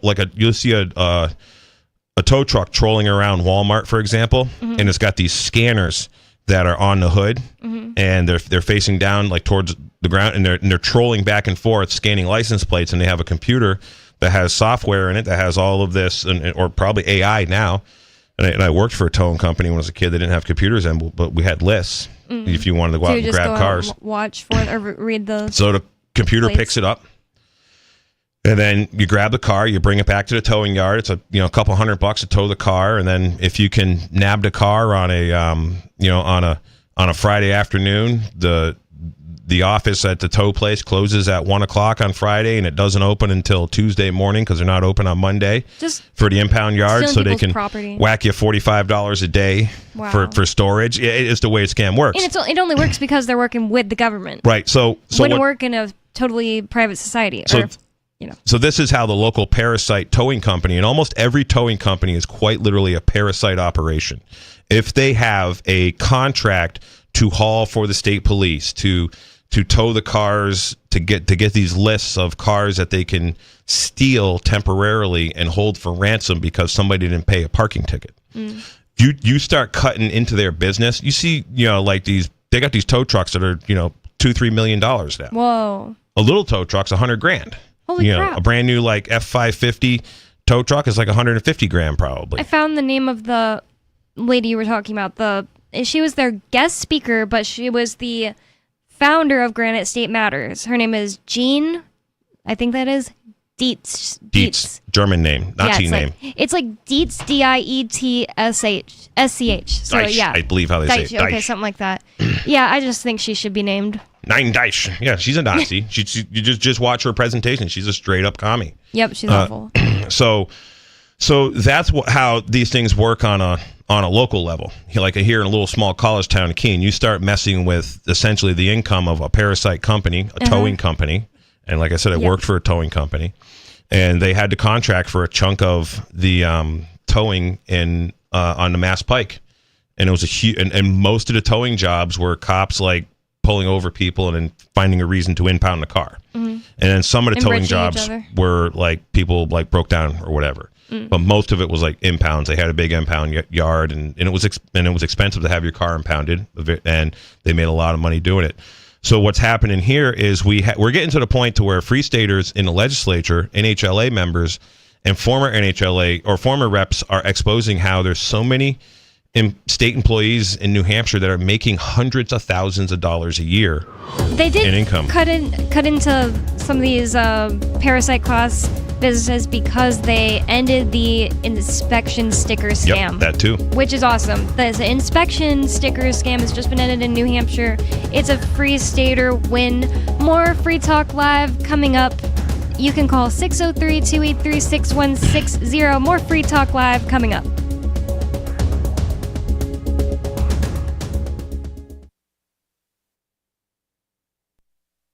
Join liberty-minded voluntarists, anarchists, and libertarians from June 13th through the 16th for the 8th annual Fork Fest at Rogers Campground in the beautiful White Mountains of New Hampshire. Fork Fest is a fork of the Porcupine Freedom Festival, which has sold out in recent years. Fork Fest happens the weekend before the Porcupine Freedom Festival. Fork Fest is decentralized, which means that there's no ticket cost and no one is in charge.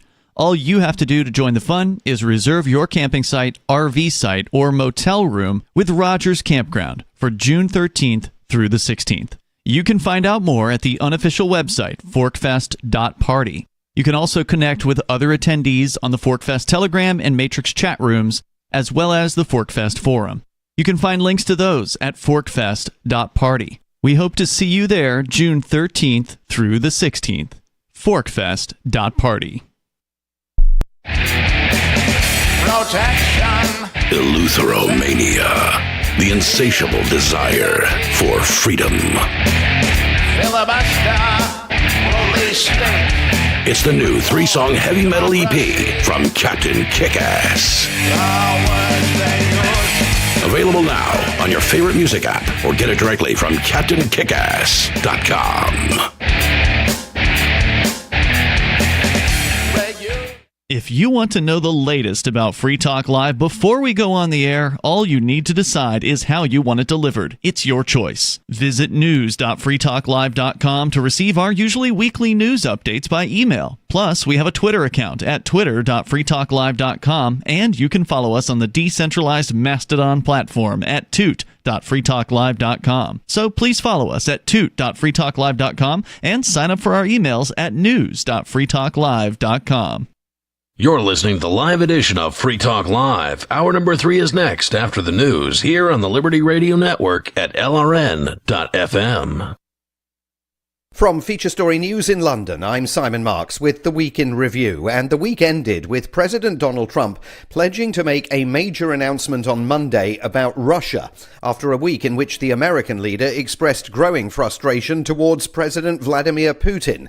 He also announced a resumption of weapons shipments to Ukraine after they were briefly suspended on the orders of Defense Secretary Pete Hegseth, who was apparently acting without President Trump's authorization. FSN's Tony Waterman covered that story from our Washington bureau. President Trump says the new shipment of weapons will include Patriot air defense systems, which have the ability to detect and shoot down Russian missiles. But the weapons won't go directly to Ukraine. President Trump says they will instead be sold to NATO, which will then distribute them to Kiev. In the Lone Star State of Texas, there was a week-long search and rescue operation after the July 4th Independence Day floods that inundated the Texas Hill Country in the early hours of the morning.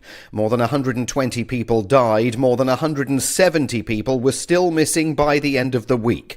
14-year-old Ruffin Boyette and his 11-year-old brother Piers survived the floods. They were, like so many others, attending summer camp in the Hill Country. All of the campers in those cabins had to go up on the rafters, and they had to wait there until they could swim out. The flood started getting bigger, and it was going up to, we have bunk beds in our cabins, and it was going up to the top bunk, and we had one choice, and we had to swim out of our cabins. On Friday, President Trump described questions about whether his government's cuts to the National Weather Service had any impact on the size of the death toll as evil. There was lots of activity in the realm of tariffs during the week. The US leader threatened 50% duties on Brazil unless its authorities halt the trial of former President Jair Bolsonaro, who is accused of leading an insurrection to overturn the outcome of the country's 2022 election. Meanwhile, the European Union is still in trade negotiations with Washington. FSN's Will Denzelo covered that story from Brussels. The EU has until the end of the month to reach a deal, or risk duties on European goods rising from 10% to 50%. Countermeasures worth roughly $25 billion are set to come into effect Monday, but EU officials say they can be suspended if a political decision is reached. The UK economy shrank by 0.1%, contracting for a second consecutive month, a surprise after economists broadly predicted a rise in GDP. It came as a blow to the Labour government, which has made economic growth a key priority. The Chancellor of the Exchequer, Rachel Reeves, admitted the figure is disappointing, but said she is determined to kickstart growth. From bureaus worldwide, this is FSN.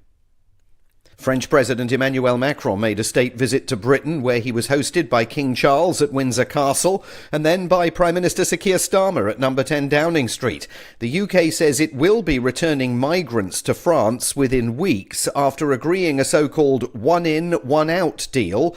Some migrants who make small boat crossings to England will be detained and returned to France, and in exchange, the UK will take in an equivalent number of asylum seekers with a family connection to Britain. Opposition parties described the plan as a gimmick, but Mike Tapp, lawmaker with the governing Labour Party from Dover, where many of those reaching the UK in small boats land, said that he welcomes the agreement. I'm enthused, I'm positive. So if you're sat in Calais, you're thinking £6,000 up to £6,000 to cross, which is expensive, particularly for these people. But hey, I might end up going back, then you might well think twice. And we don't really know the impact yet, but I think it's a positive move. Tesla plans to launch its first showroom in India next week. The US carmaker's CEO Elon Musk has long said that he wants to bring the brand to India, although he has complained about the country's high tariffs on imported vehicles. FSN's Rebecca Bundan has more from our bureau in Mumbai. In the first 6 months of this year, Tesla imported vehicles, chargers and accessories into India worth some $1 million. The company had been exploring the possibility of manufacturing in the country, but it is understood that for now it will be focusing on selling imported vehicles. President Donald Trump has said it would be unfair to the US for Tesla to build a factory in India to avoid India's tariffs. Also in the coming week, we'll see whether enough progress has been made to secure a 60-day ceasefire in Gaza, and new inflation data will be released on Tuesday. The markets will be keeping a keen eye on that. And that is the Week in Review from Feature Story News. Simon Marks reporting. A flash flood warning is in effect, and authorities are asking people to stay indoors and avoid the roads. We are urging everyone to seek shelter. Remember, being carried away by this storm is very different from the joy of being carried by Bogdan and seeing for miles from his shoulders. The typhoon is predicted to hit the South Carolina coast the hardest. Chad Williams is live on the scene now. The wind looks pretty strong out there, Chad. Barely. But it is nothing compared to Bogdan. So people in South Carolina aren't worried? No, they laugh at the storm. They are piling sandbags to stop the water. Would mere sand stop Bogdan? But there is real danger. Authorities say that 3 people were killed outside of Charleston when their car was washed into a ravine. And in that we have proof. The storm has failed the true test of strength. Bogdan's greatest power is his gentle heart. Bogdan would never hurl a car full of people into a ravine. So from what you're seeing out there, real strength lies within? Yes. This storm, like all else, is weaker than Bogdan. This is the Onion News Network. You can stick it to the man and big tech. Join our FTL social mastodon at social.freetalklive.com.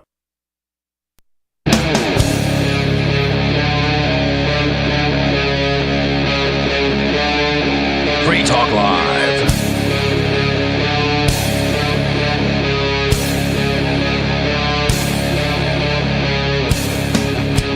It's Free Talk Live. Welcome back. And if you would like to get in on the conversation with us, you can call 603-283-6160. That's 603-283-6160.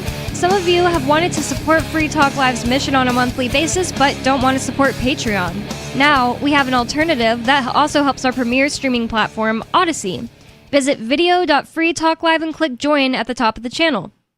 You'll get a special membership badge that is visible in the Odyssey chat, and we do have members only enabled on the chat. This new subscription method is a great way to decentralize our direct listener support away from just Patreon and also support a libertarian-run business, Odyssey. Please visit video.freetalklive.com and click join to subscribe to our Odyssey channel and help support spreading our message of liberty and freedom around the planet. Visit video.freetalklive.com and click join today. With you on Free Talk Live tonight, you've got me, Bonnie. And Jay. And just in the last segment, you were talking about scams of people who make businesses that become scammy because they work with the government and do things that they get paid for that they wouldn't be able to do in a free, Correct. open society, like the like hospitals. towers. Oh, like towing hospitals and do crap like that too. Oh yeah, it's called. This guy died of COVID. Here's extra $10,000. Yep. Oh, here's $30,000 to put somebody on a ventilator. $10,000 to kill people. Here's thousands of dollars. And oh yeah, that's a whole other rabbit hole we could go down. But let's stick to car-related inspection scams. So I'm a mechanic, and my friend Silver Dave, he's like, Jay, I need you to do some brakes on my car. I'm like, this is in 2017, New Hampshire, Manchester, New Hampshire. I'm like, oh, okay, I'll do brakes on your car, no problem. So I get all the brakes. I'm like, yeah, we'll do brakes, we'll do rotors. He's like, oh, I don't know if I need rotors. I'm like, well, we'll just bring the rotors back. So I'm jacking his car up and I'm looking and I'm like, Dave, your brakes are in mint condition. He's like, yeah. He goes, I really thought I just had brakes on this car like 6 months ago. I'm like, yeah, you did. So his rear brakes were like 99%. They were barely used. And So I'm like, so I go, show me the inspection report. So it failed for the rear brakes. Mm-hmm. Now the front brakes were like 75%, and it didn't fail for the front brakes. So I'm like, well, all right, we need to go to this repair shop. So because they had been like purposely messing with it, like not. No, they didn't mess with it. They just did an inspection. He went in for an inspection sticker, and it failed inspection for not even though he had faulty rear brakes. They said even though he got it done 6 months before. Correct. Is that like a normal from a amount? different shop? He got it done. So, but he was going to have me do it. So I start getting into it. I'm like, no, we're not replacing your brakes. This stuff's all fine. Oh, so I go they're down. lying Right, at the right. inspection.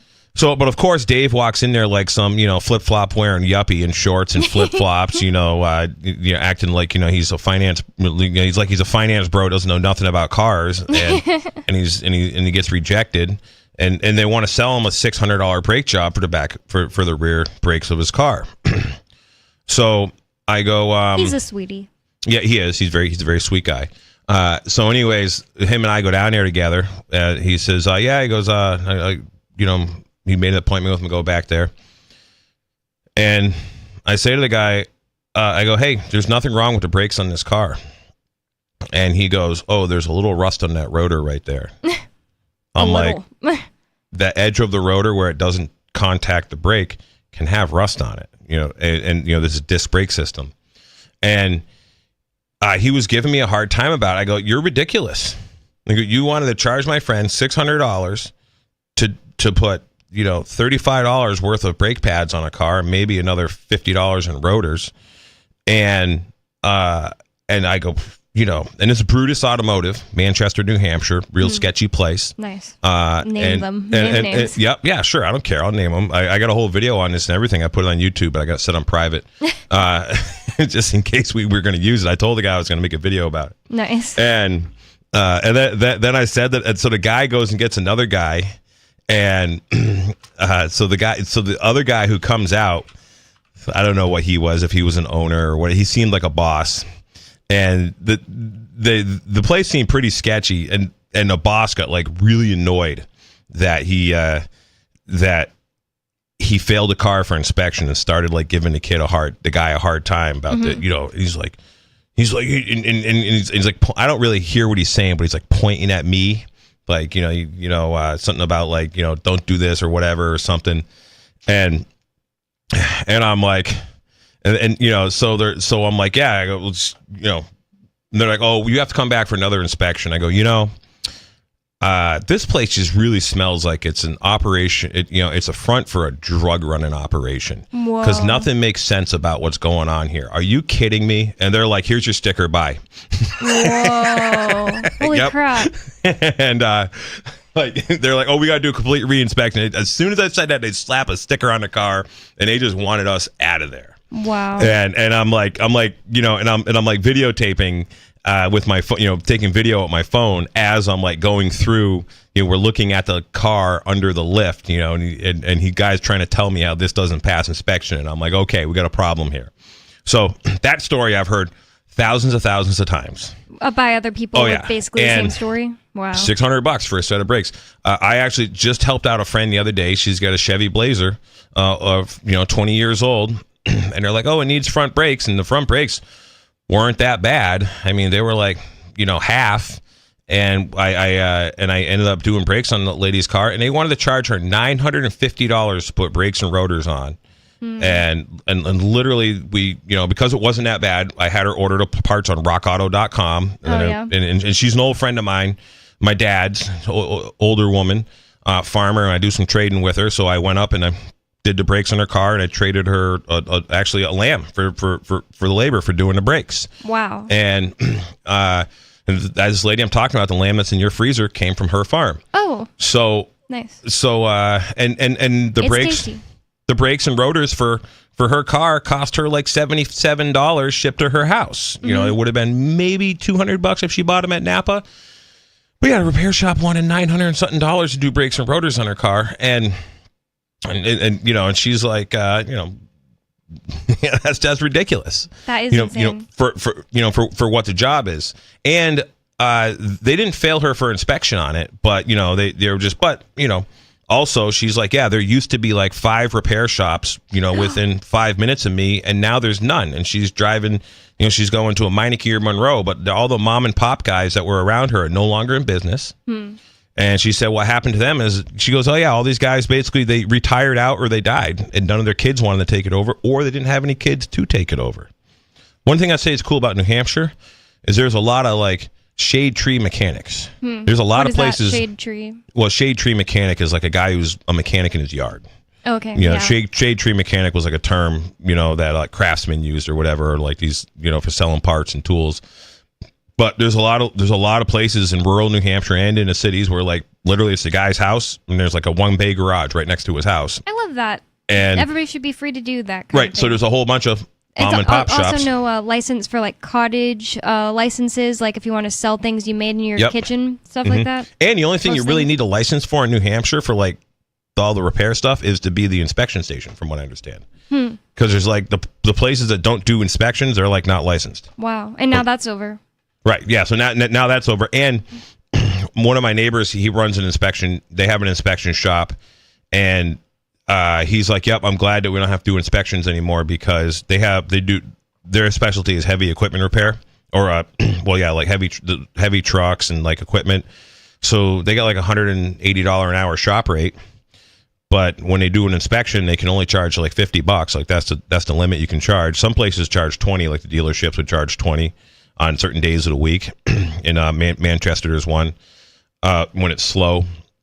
They got to keep their inspection bays moving. And then on the weekends, they would charge like more money, $35 or something. But they're like, it is not worth us, you know, to take 45 minutes to do an inspection for $50. You know, because they get like 155 or 160 or whatever for their shop work, or 180. I forget their exact price.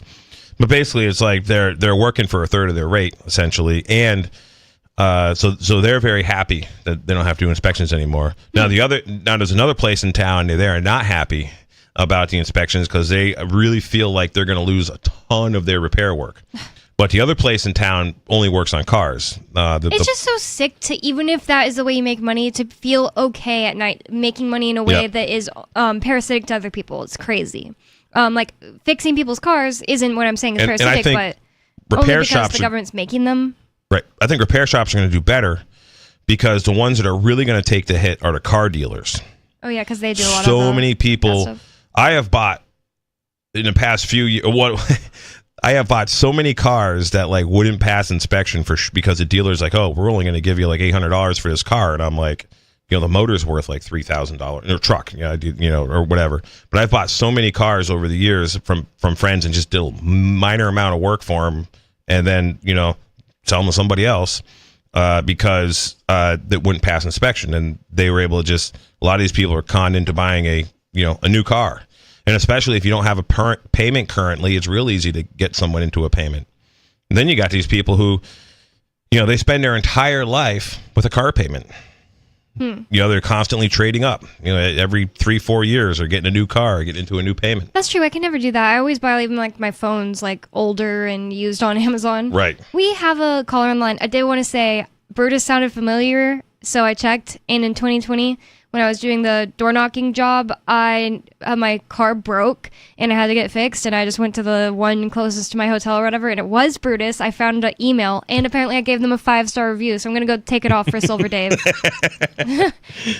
So you're on Free Talk Live, caller. What's your name and topic? My name is Richard. I'm calling from Albuquerque. And I'd like to talk about starting a rail train system from Albuquerque to El Paso. Starting one yourself? Or forcing the taxpayers to pay for it. I wish I was that rich. Yeah. Don't we all? So, any idea what it costs to build a rail train system? Are you talking about using existing rail or like building a whole new like high speed system?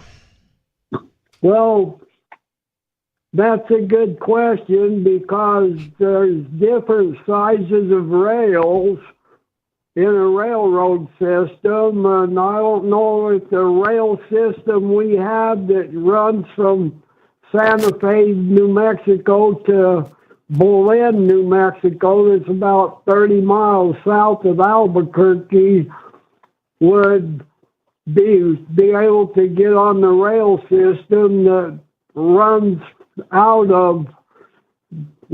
through Bulin and goes south to where I have no idea.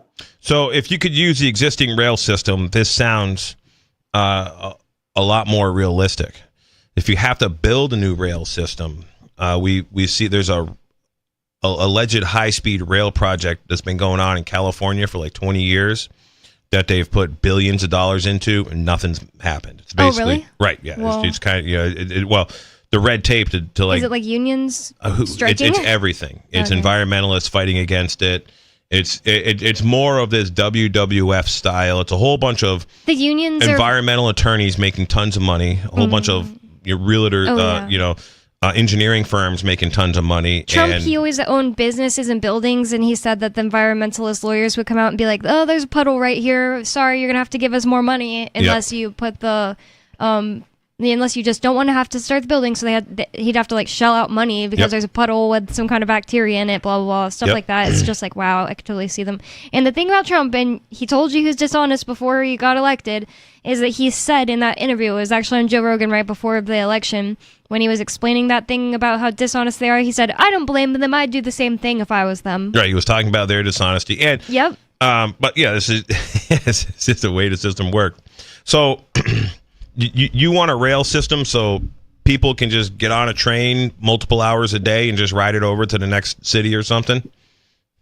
Well, I'm sure they would have stops. I've ridden Amtrak pretty much across the United States several times, and you stop at all kinds of little cities and big cities. I'm sure the train would stop at quite a few cities and little towns between Albuquerque and El Paso, but it'd help probably a lot of people because most of the airplanes, if you go to El Paso on an airplane, you leave Albuquerque, you fly to Denver, and then you fly from Denver to El Paso, and Greyhound buses from Albuquerque to El Paso takes about 5 hours, and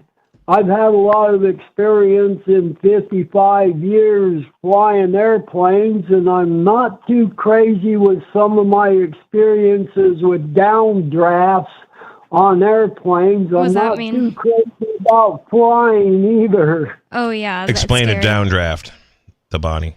You know, the planes hit pockets of basically dead airspace. So like turbulence. And they just When fall. I was, What? Yes, I've never heard of that. For how long? yeah, Sorry, when they'll I fall. was For how flying- long? Yeah, when I was flying years ago from Los Angeles to Honolulu, we were over the Pacific Ocean, and we hit a 800-foot downdraft, which means the plane just dropped 800 feet. And people that weren't wearing their seat belts got tossed around a little bit. Hit the ceiling? Oh, yeah. Oh my Yeah, god, yeah. that's scary. Yeah, there's crazy videos of it. Oh my god, I'm gonna wear a seatbelt the entire time on a plane. you I'm never gonna absolutely pee. That's so crazy. This is a brand new fear. I hope Lori isn't listening. She is really scared of flying. I don't think it matters. She's not gonna fly. Anyway. That's wow. why my kids were like screaming at me partway through the air. You know, we fly to Mexico, the one long leg. I'm like, no, you are not just like not going to be in a seatbelt. I either have to be hanging on to you or you got to be in a seatbelt. And I did actually play a video for my kids. Of a downdraft? Yeah. They're like, whoa, we're going to wear a seatbelt. Wow. Oh my god, if somebody would have showed me that as a kid, I'd probably be like too terrified to ever get back on a plane. That is a crazy new fear unlocked. Now I'm never going to be able to pee during flights because like I was already always scared that it gets so loud. It just gets so loud when you get into the bathroom for some reason. It's like they have less insulation in that area for some reason, something like that, you can just hear all kinds of noise. It always feels like the bathroom's like a little pod and it could just accidentally get released from the... I know it's not possible. Like, my brain just goes crazy places when I have to be Well, that's why up they in got the air. really good handles you can hang on in the bathroom. Oh my god, no, Yeah. it's not. Yes. Oh, you mean for something like turbulence or if you downdrafts? hit the air pocket, the downdraft, you need to hang on. That's why you need to, like, when the flight attendants walk, they have their hands on the top of the seats so they can, or up like this so they can hang on. Like, wow. yeah. That's so terrifying. The to think of. technology's gotten a lot better to avoid them. Mhm. My sister's a pilot. And she basically there's like the technology is a lot better to avoid these air pockets, but it is a thing. I don't really think that, Richard, thank you for calling, by the way, Richard. I don't really think that his fear of, air pockets or whatever is going to justify making the taxpayers around him is pay he still on the line? for a rail. Oh, yeah, Richard, you still there? Yes. So you're not interested in if it's a 5-hour Greyhound ride, bus ride, it's probably 3.5 hours in a car, and you don't have to dealing with the bus. Yeah, stopping and all the horrible people. If I still had my Torino that had a Ferrari engine and that 280-mile trip from Albuquerque to El Paso would probably take me about 2.5 hours.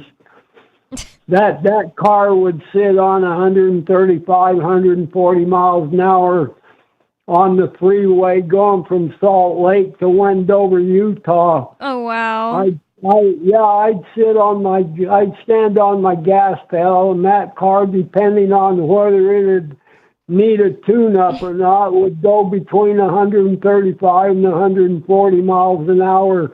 I had a 150-mile an hour Dodge Chrysler speedometer on my car. That highway you're talking about to Wendover, I-80, that's like the only place I ever got a speeding ticket. It's a straight road. In fact, it's like always tipping over places. In Utah. Oh, Utah. Okay, there's no 80 in New Mexico. He's talking about. Yeah, but he said from Salt Lake to Wendover, Nevada is where he would drive that. It is a straight highway, and there's like salt flats on the side, so like big semis blow over and all the time when there's like crazy wind. Well, that is an interesting little anecdote. Thanks for the call, Richard. We do have another call on the line. I really do appreciate it. Earlier, you know how I mentioned I lived on Dugway Proving Ground where they make the chemicals? Mm-hmm. He, way before me, like decades before me, he worked on the same military base as a guard. Richard did. Oh, nice. We've talked to him before. We have another caller in the line. What's on your mind, caller? Who are we speaking to? Have you guys heard about this? Ridley. I don't know if I'm saying his name. Can you hear me? Can you hear me? Oh, sorry. I was just saying, it's Ridley. Can you hear me? Yep, we can hear you. Okay. Have you heard of Alex Nowrasteh? I don't know if I'm saying that correctly. Doesn't ring a bell. So he's a libertarian, or he's I guess he's associated with Reason and with the Soho Forum. Like he was in a debate with Dave Smith recently. So he's just kind of a libertarian thought leader. I see. Anyway, go ahead. Yeah, he was debating against, immigration controls, basically. And in the process of his discussion, and you guys may have heard of this and already reported on it, but he reported that apparently a German green card holder from New Hampshire named Fabian Schmidt has been tortured by the federal government. What? Was this the guy that was detained coming over like the couple days before PorcFest? He was detained for 24 hours or something? Was it in Connecticut? Well, I think I heard that he was arrested at Boston Logan at some point. Right. This is months old. I just heard about it a couple weeks ago, but I thought it was worth mentioning. Tortured, yeah. It was some kind of an immigration-related arrest, but no one would say why he was arrested or what the problem was. I read a article about it at the time. It was very confusing. It was like just the fact that he was a citizen, but from Germany, he went to go on an airplane and he just gets, snatched up. I think he was from New Hampshire, or at least like lives here now. It's a crazy story, and that's the kind of things that can happen. If you want to talk more about it, Ridley, we can talk about it in the next segment. 603-283-6160. We've got some other callers on the line, but we still have room for you. Call 603-283-6160. More Free Talk Live coming up.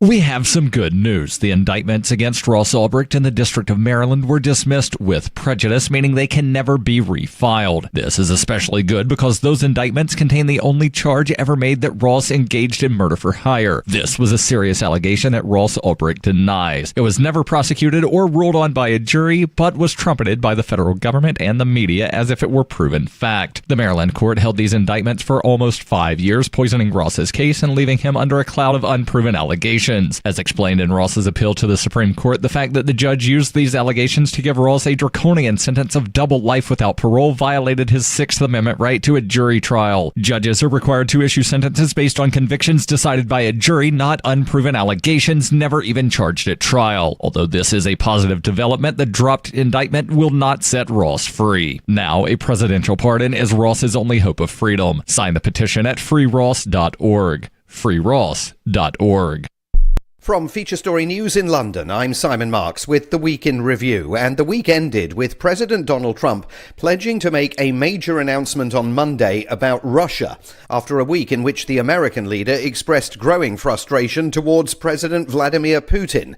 He also announced a resumption of weapons shipments to Ukraine after they were briefly suspended on the orders of Defense Secretary Pete Hegseth, who was apparently acting without President Trump's authorization. FSN's Tony Waterman covered that story from our Washington bureau. President Trump says the new shipment of weapons will include Patriot air defense systems, which have the ability to detect and shoot down Russian missiles. But the weapons won't go directly to Ukraine. President Trump says they will instead be sold to NATO, which will then distribute them to Kiev. In the Lone Star State of Texas, there was a week-long search and rescue operation after the July 4th Independence Day floods that inundated the Texas Hill Country in the early hours of the morning. More than 120 people died. More than 170 people were still missing by the end of the week. 14-year-old Ruffin Boyette and his 11-year-old brother Piers survived the floods. They were, like so many others, attending summer camp in the Hill Country. All of the campers in those cabins had to go up on the rafters, and they had to wait there until they could swim out. The flood started getting bigger, and it was going up to, we have bunk beds in our cabins, and it was going up to the top bunk, and we had one choice, and we had to swim out of our cabins. On Friday, President Trump described questions about whether his government's cuts to the National Weather Service had any impact on the size of the death toll as evil. There was lots of activity in the realm of tariffs during the week. The US leader threatened 50% duties on Brazil unless its authorities halt the trial of former President Jair Bolsonaro, who is accused of leading an insurrection to overturn the outcome of the country's 2022 election. Meanwhile, the European Union is still in trade negotiations with Washington. FSN's Will Denzelo covered that story from Brussels. The EU has until the end of the month to reach a deal, or risk duties on European goods rising from 10% to 50%. Countermeasures worth roughly $25 billion are set to come into effect Monday, but EU officials say they can be suspended if a political decision is reached. The UK economy shrank by 0.1%, contracting for a second consecutive month, a surprise after economists broadly predicted a rise in GDP. It came as a blow to the Labour government, which has made economic growth a key priority. The Chancellor of the Exchequer, Rachel Reeves, admitted the figure is disappointing, but said she is determined to kickstart growth. From bureaus worldwide, this is FSN. Don't miss a moment of Free Talk Live. Get our archives daily via our podcast at feeds.freetalklive.com.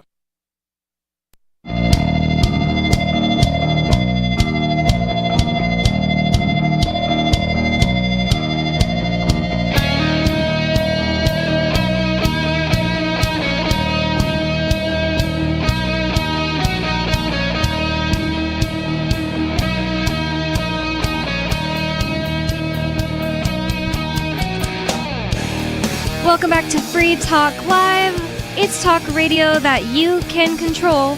603-283-6160 is the phone number. That's 603-283-6160. We have some callers on the line, but you still have room to get in on this last segment of the show. With you on Free Talk Live tonight, you've got me, Bonnie. And Jay. And in the last segment, we were talking to Dave Ridley from RidleyReport.com, and he wanted to know if we've reported on this. We probably should have. It was a German-American from Nashua has been jailed for more than a month, and it's still unclear why. He got picked up in Boston Logan International Airport in early March. And even at the time I read an article about it, I was like, I don't understand why he's being arrested. It's just one of the weird immigration things that are going on where people are just getting snatched up. So it says, Fabian Schmidt, a German-American man living in Nashua, was returning home from a visit to Luxembourg on March 7th when he was detained by immigration officials at that airport in early March and taken to a detention center in Rhode Island, according to his attorney. Schmidt's family said that upon detainment, Schmidt was stripped naked, placed in a cold shower, and violently interrogated, according to a press release from attorney David Keller.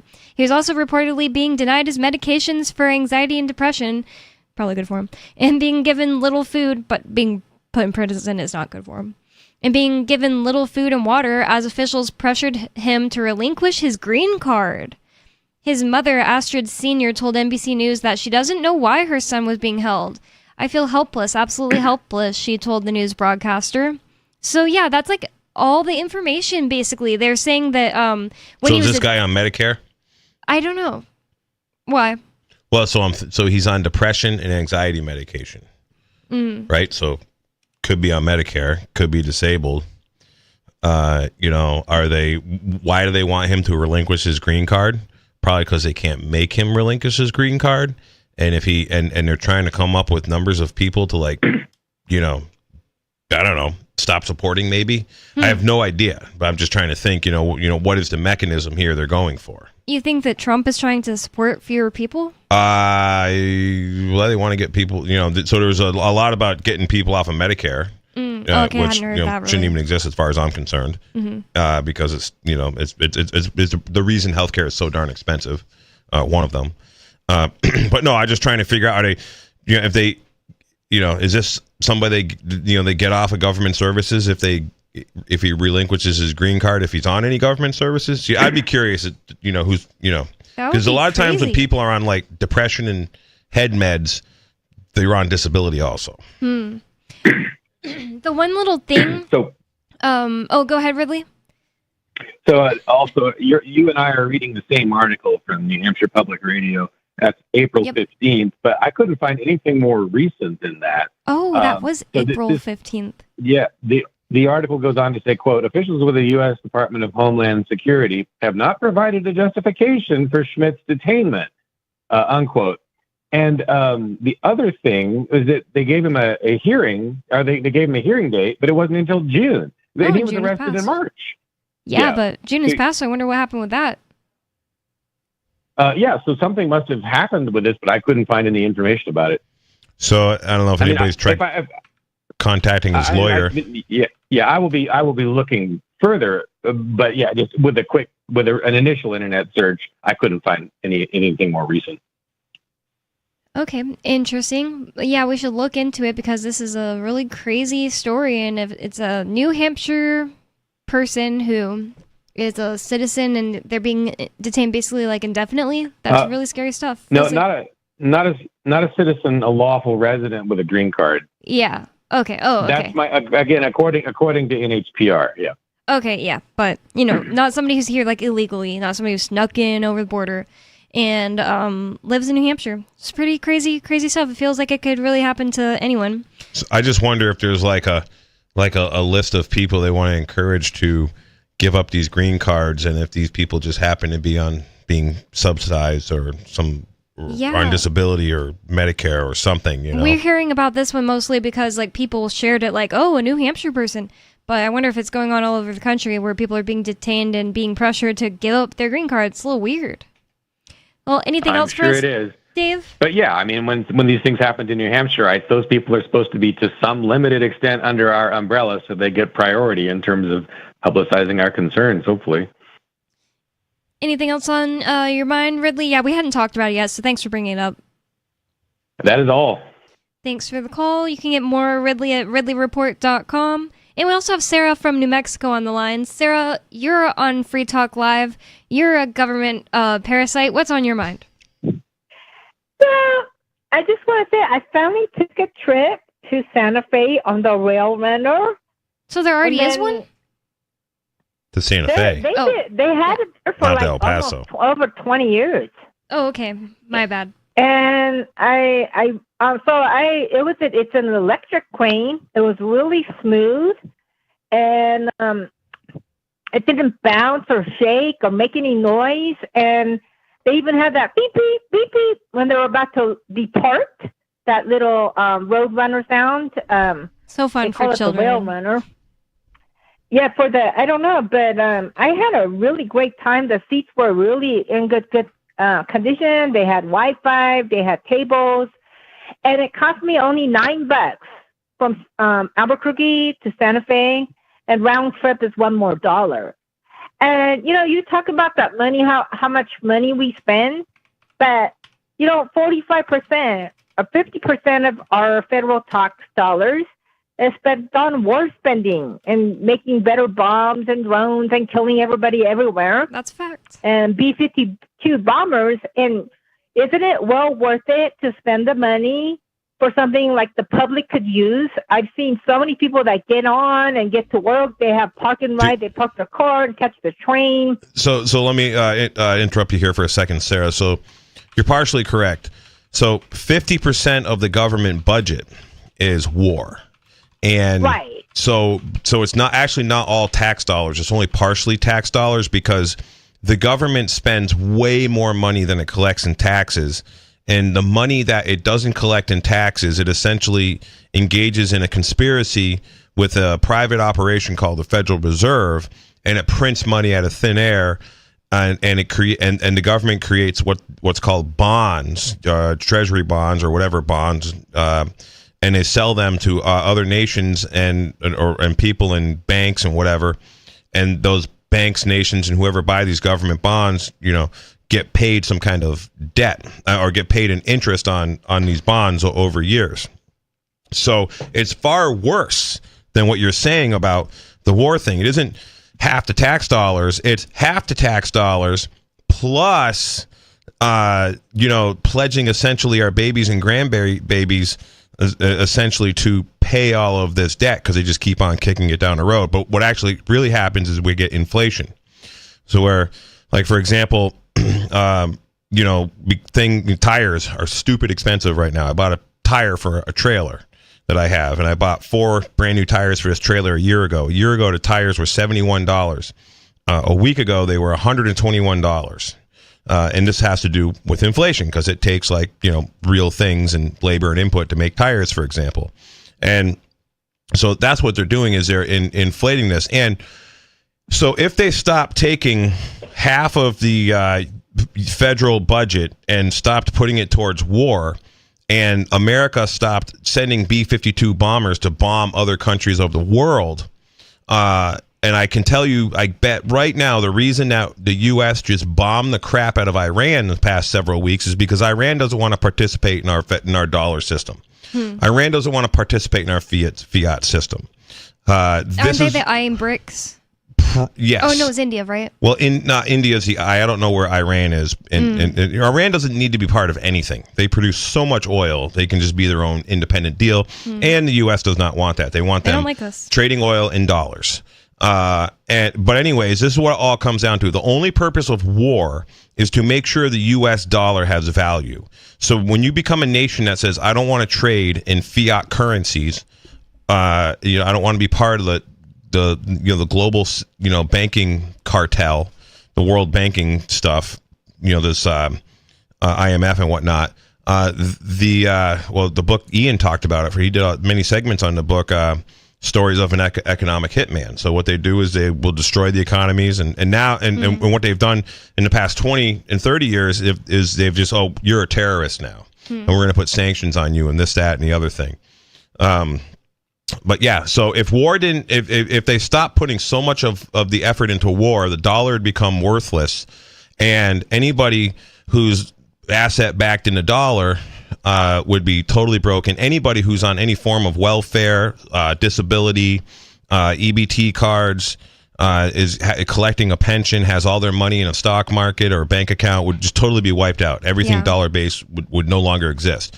And we're going to see that here in America real soon. We're basically going to see in America pretty much what Russia saw at its darkest time, under Lenin, I believe it was, where basically millions in Russia just starved to death because the world rejected its currency. I don't know That's if what we're going for next. Russia imported a bunch of low IQ third worlders to use as weapons. Right. Well, they didn't do that. What Russia did was Russia had communism and basically made their posterity became useless, invaluable, and incompetent. Is what has essentially been happening here. So, to where more of the population was on the welfare wagon or the parasite wagon than paying for it. So we're at that we've passed that tipping point several years ago. Now there's more people on the dole than there is paying for it, essentially, here in America. And that's evident due to the debt, as we were talking about, and the unfunded liabilities and all these things that can never be paid back. The system is just going to have to either hyperinflate, which is probably likely, or what they'll do is, that's another thing too, the only other way they could fix this problem is they kill all the pensioners, or most of the pensioners, before they can collect the pensions. There was an article in the UK where a person said, or the people that wrote it, I don't remember who it was, there was a big, huge UK magazine. They said, we need to get rid of aspirin because it's causing people to live longer, and with our pensions, we can't afford people to live longer. Oh yeah. So there's that, and I believe that's what World War II was all about. Basically, wiping out all of the people who essentially would have to be taken care of, whether they were people who worked their whole lives and had some kind of expecting some kind of check from the system, or it's people who did nothing. In Europe. Yes, Europe. Because Europe was full of a whole bunch of essentially useless, consumers, people who had nothing they could do because they had no skills, they had no desire. Same thing with Russia when there was these collapses. So I believe that's what World War II was really purpose of it was, to wipe out all the poor people. And I believe that Europe and the United States will be next. And one theory that I have that this could happen is I read a thing the other day that they were saying something about the 23% of Americans that aren't vaccinated, should be not allowed to, engage in commerce and leave their houses and should be put in gulags or something. And I was like, 23% of the population is not vaccinated.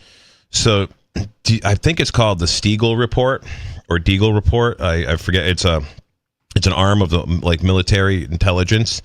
And I was looking at this earlier today, and they predicted in 2021 that 75% of our America's population would be reduced by 75%. Well, that's pretty interesting. If 23, but in 2025. Oh wow! So if this 23% of people who are unvaccinated are basically the ones left standing, because all the people who got vaccinated, if they don't live anymore, well, that kind of basically makes the pension system viable again, because all these people who all these unfunded liabilities are owed to, essentially that all evaporates, and the Ponzi scheme continues. People are always asking, why would they kill off, if the vaccine's going to be deadly, why would they kill off their most trusted and trusting, parasite class, leftists, people who follow the government's orders? Why would they kill them off? Because they're the ones who will do it. That's a good point. They And they're care. the ones with pensions because they're government workers. Right. Well, we have other callers on the line, Sarah, so I don't want to spend any more time. Hold on real quick. Deagle forecast, Deagel 2025. Internet search that. It says United Kingdom loses 77% of their population. Ireland, 72. You see what's been going on in Ireland. And actually, United States of America, it says 68.5. Oh, this was revised recently. But this whole Deagle 2025 forecast by country is pretty interesting if you get into it and read it.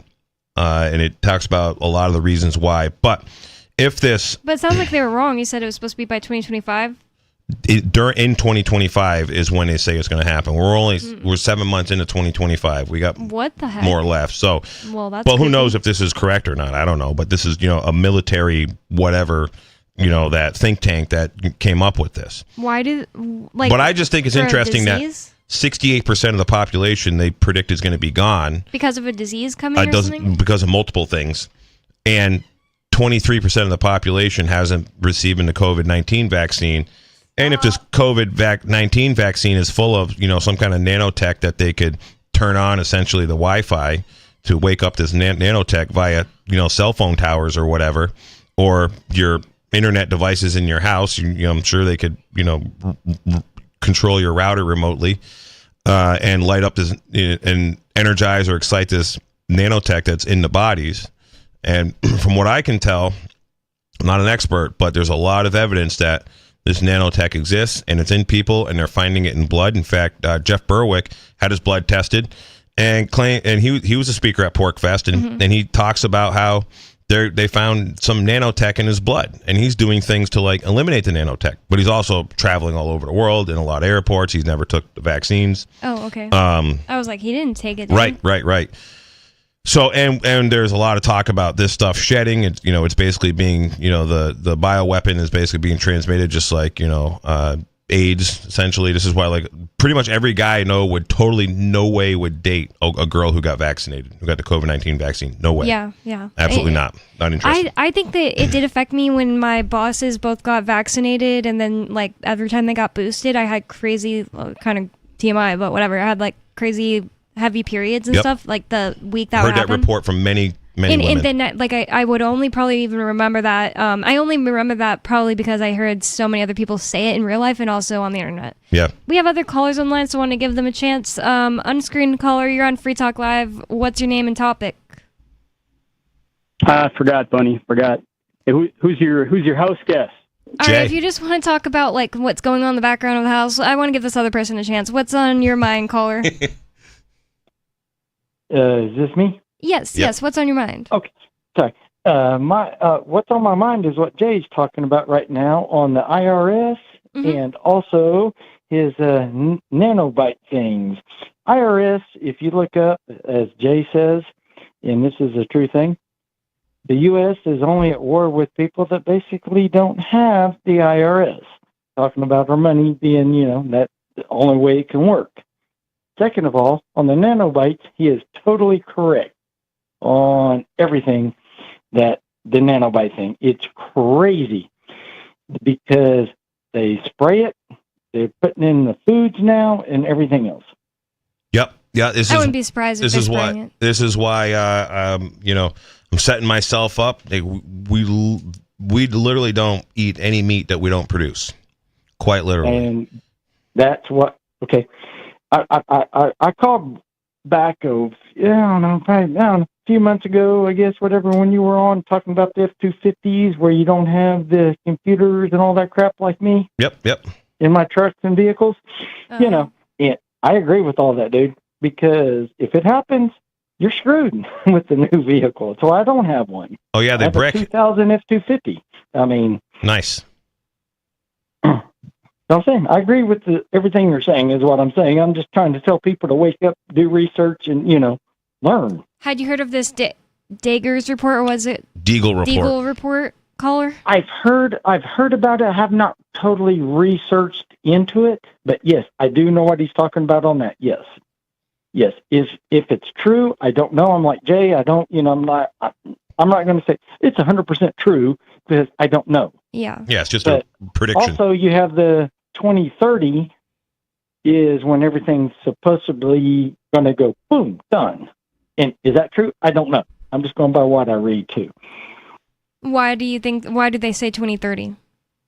That's when the U.S. is done. The New World Order is what I believe. Oh, Agenda 2030 you're talking about. Yeah, so they had Agenda 2020 years ago. Now it's Agenda 2030. And so there's a whole bunch of hopium out there that, Trump's going to get us out of that and this, that, and the other thing. And good luck. And they could, and so I think the New World Order has, been, so COVID was a fine example that there is a world order right now. this New World Order has been, Bush one, spoke about it.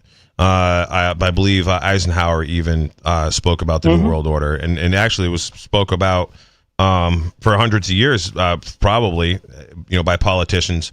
But the thing with the New World Order is it's established and it's happening. And just the fact that they're saying, oh, it's going to come in 2030, that's more of a ratchet up of the New World Order. So in almost everywhere in America, you have United Nations building codes.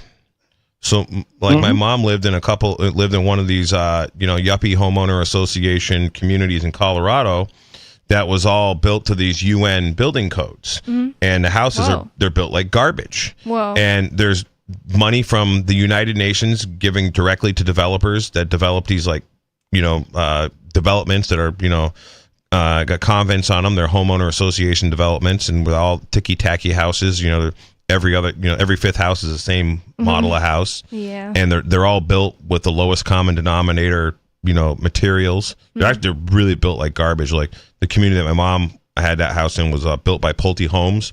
Pulte Homes, is like the equivalent of Walmart quality as far as I'm concerned, on, Chinese imported garbage. And like the house was horrible. And a neighboring community in Firestone, Colorado, like burnt to the ground. But all these, you could quite literally hand a cup of coffee, out the window to your neighbor if your neighbor was healthy enough and tall to reach out the window. Oh, I hate that. You couldn't drive a full-size pickup truck between these houses. Oh, I hate that so much. I hate to even see it. Right. So depressing. Jay, hold on, Jay, hold on. I have another question, real quick. What do you think about the new fires in Hawaii? There's new ones? It's probably more weapons. Did the blue stuff not burn again? I have not read that yet. All I know is there's new fires and it's taking out more homes. So one of my, and they have not built back. Built back even earlier from the last one. So what do you think about that? I think that they're looking to clear all of the peasants out of Hawaii.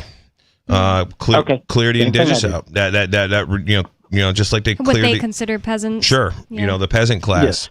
Yes. Hawaii would probably be a really secure location for the satanic pedophile elite, that are controlling and running everything, right? If they can just New Epstein Island. Right? Yeah. It can just be their hideaway while everywhere else, sort of collapses, in the world.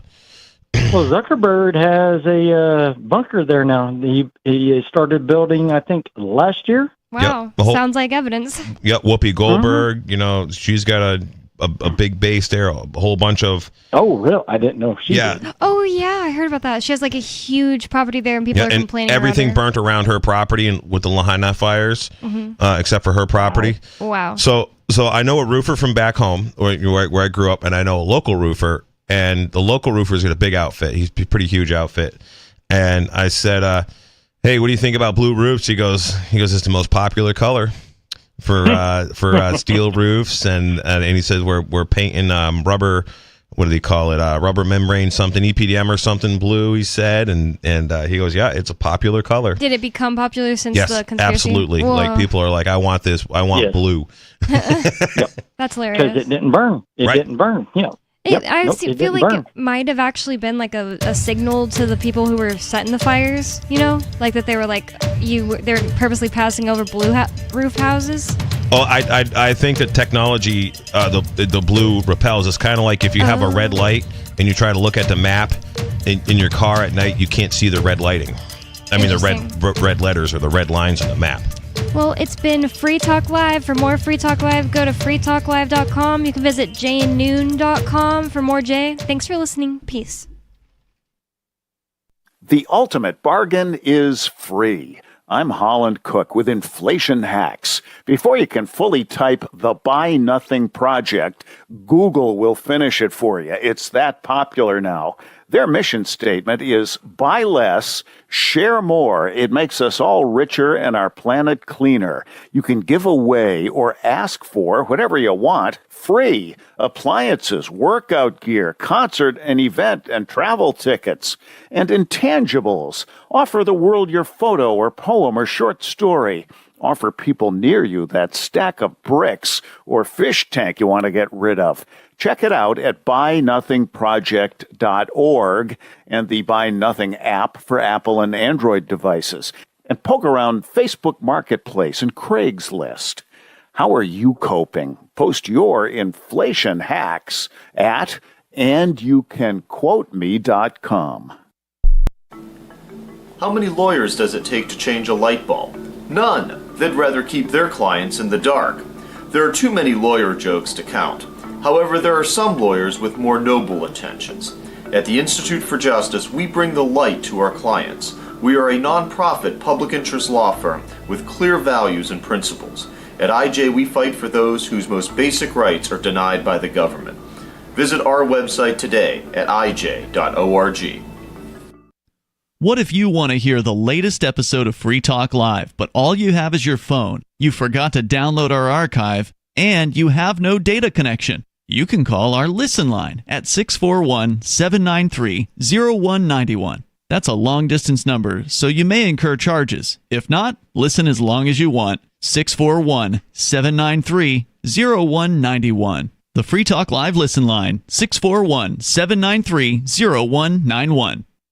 Coming up next after the news, Hour 1 of the latest episode of Free Talk Live, here at listen.freetalklive.com. From Feature Story News in London, I'm Simon Marks with the Week in Review, and the week ended with President Donald Trump pledging to make a major announcement on Monday about Russia, after a week in which the American leader expressed growing frustration towards President Vladimir Putin.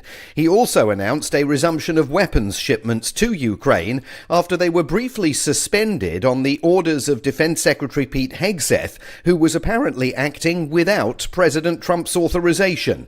FSN's Tony Waterman covered that story from our Washington bureau. President Trump says the new shipment of weapons will include Patriot air defense systems, which have the ability to detect and shoot down Russian missiles. But the weapons won't go directly to Ukraine. President Trump says they will instead be sold to NATO, which will then distribute them to Kiev. In the Lone Star State of Texas, there was a week-long search and rescue operation after the July 4th Independence Day floods that inundated the Texas Hill Country in the early hours of the morning. More than 120 people died. More than 170 people were still missing by the end of the week. 14-year-old Ruffin Boyette and his 11-year-old brother Piers survived the floods. They were, like so many others, attending summer camp in the Hill Country. All of the campers in those cabins had to go up on the rafters, and they had to wait there until they could swim out.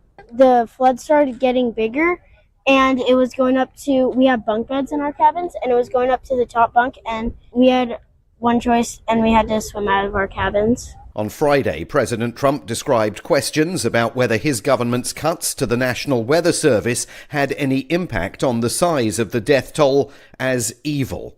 There was lots of activity in the realm of tariffs during the week. The US leader threatened 50% duties on Brazil unless its authorities halt the trial of former President Jair Bolsonaro, who is accused of leading an insurrection to overturn the outcome of the country's 2022 election. Meanwhile, the European Union is still in trade negotiations with Washington.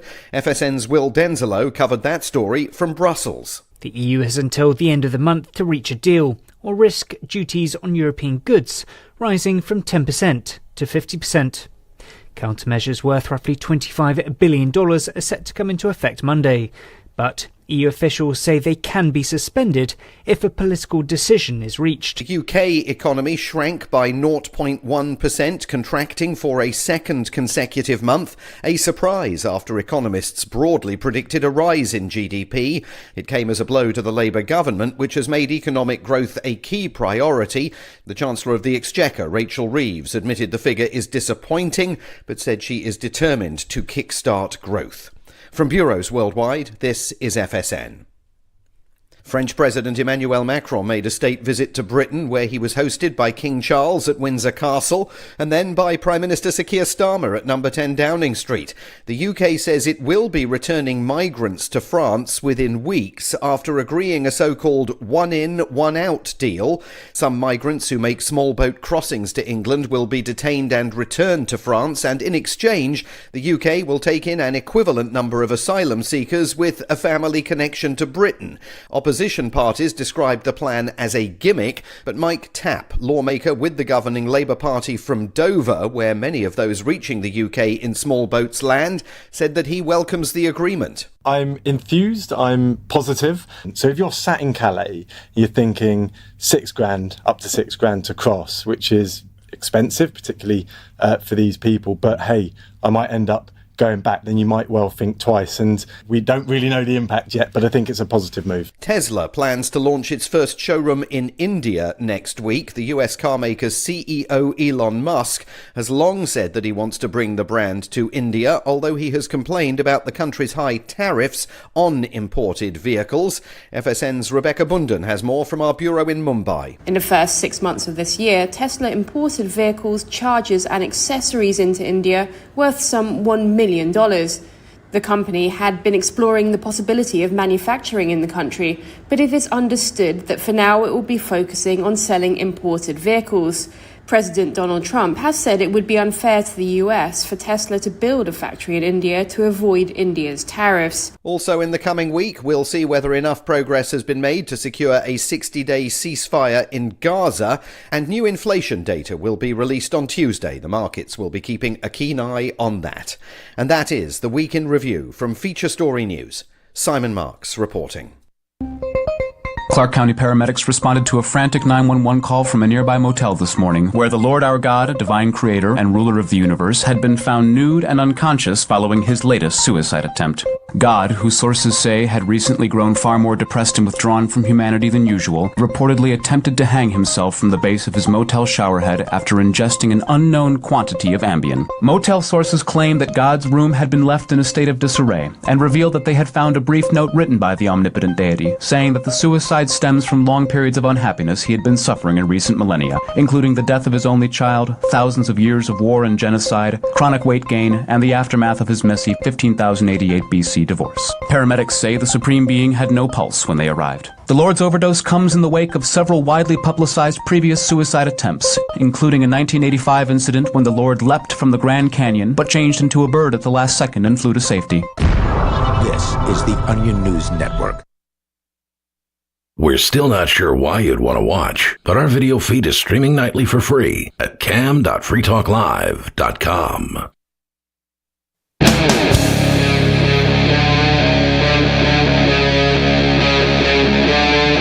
Free Talk Live.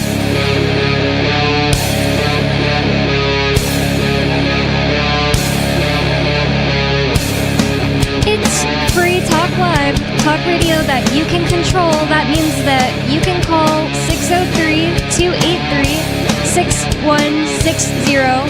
That is 603-283-6160. We already have a caller on the line, and we're going to get to them in a second. But first, with you on Free Talk Live tonight, you've got me, Bonnie. And Riley. And we'll be joined soon by a third guest, a host, Jay Noon. But let's just get right into the topic that this host or caller wants to talk about. We have Tom from New Hampshire on the line. Tom, you're on Free Talk Live. What is it you wanted to talk about? I think you said immigration, right?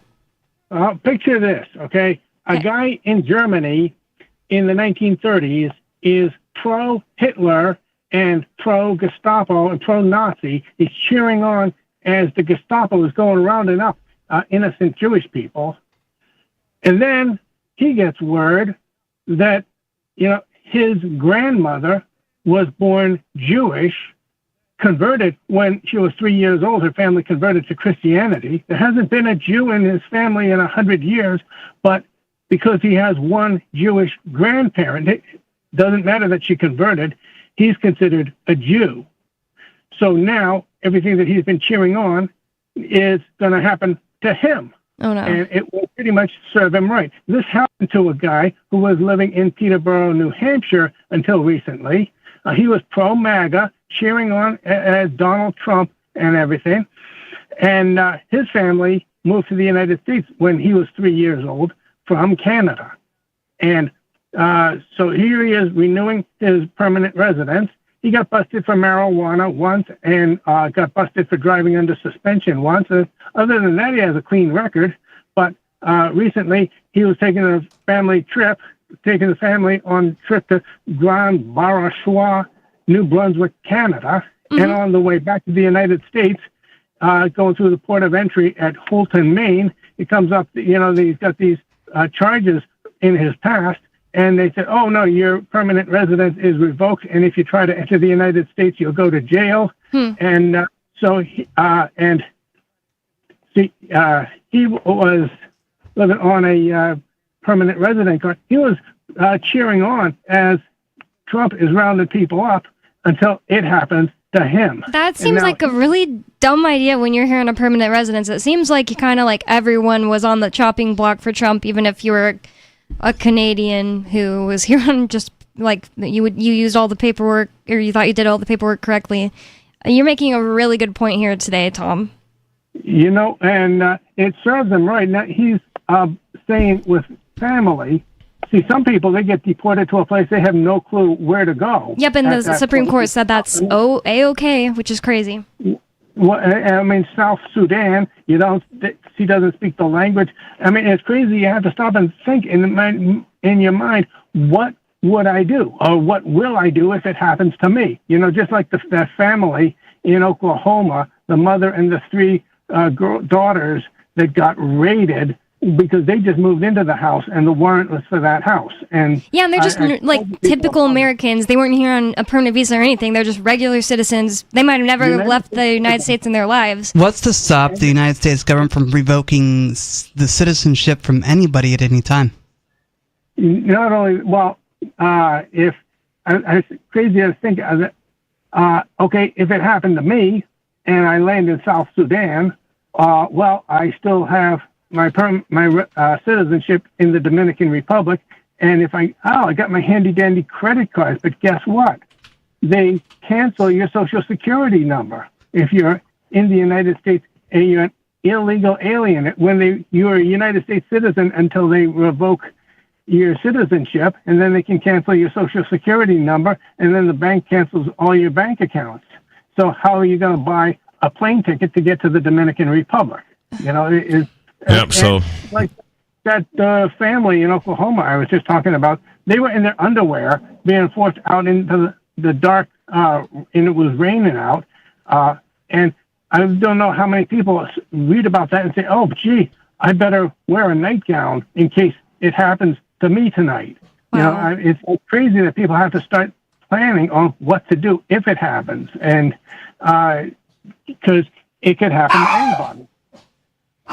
And that guy thought it couldn't happen to him, and it pretty much serves him right, because where was he when people are being deported to South Sudan when they're not even from anywhere near Africa? I think my big concern about this whole immigration roundup is the fact that we're allowing a group of strangers calling themselves government to do the work, and we trust this organization implicitly to do good things when it's our favorite flavor of authoritarianism, when in reality, government messes things up all the time. And if we expect to be taken seriously as people, we need to be reining in government power no matter who's in charge.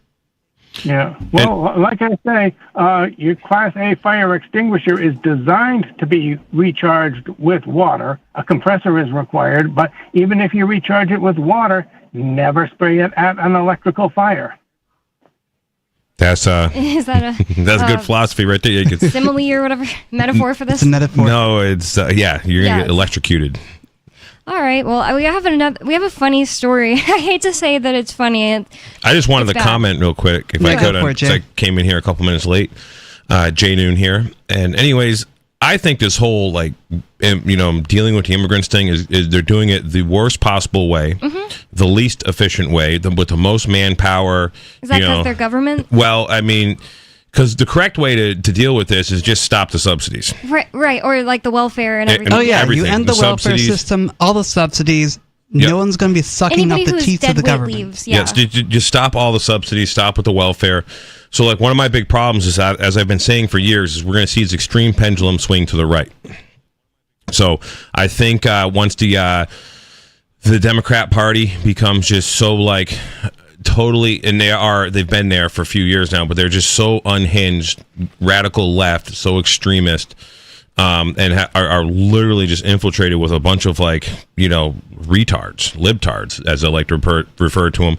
So they're going to have essentially no credibility. People are going to walk, are going to be like, these guys are disgusting, and then we don't want to deal with them or whatever. We're not interested. And it's going to push a lot of people to the right. And let's even say the voting stuff is even legit, which I don't believe in anyways. As long as there's a machine counting votes, I don't believe that the votes are accurate. It's all fraudulent as far as I'm concerned. Yeah. But the point is, I think we're going to see a hard pendulum swing to the right, to where the conservatives, the hardcore right wingers, are going to be like, oh, look at Portland and San Francisco and L.A., where they made drugs.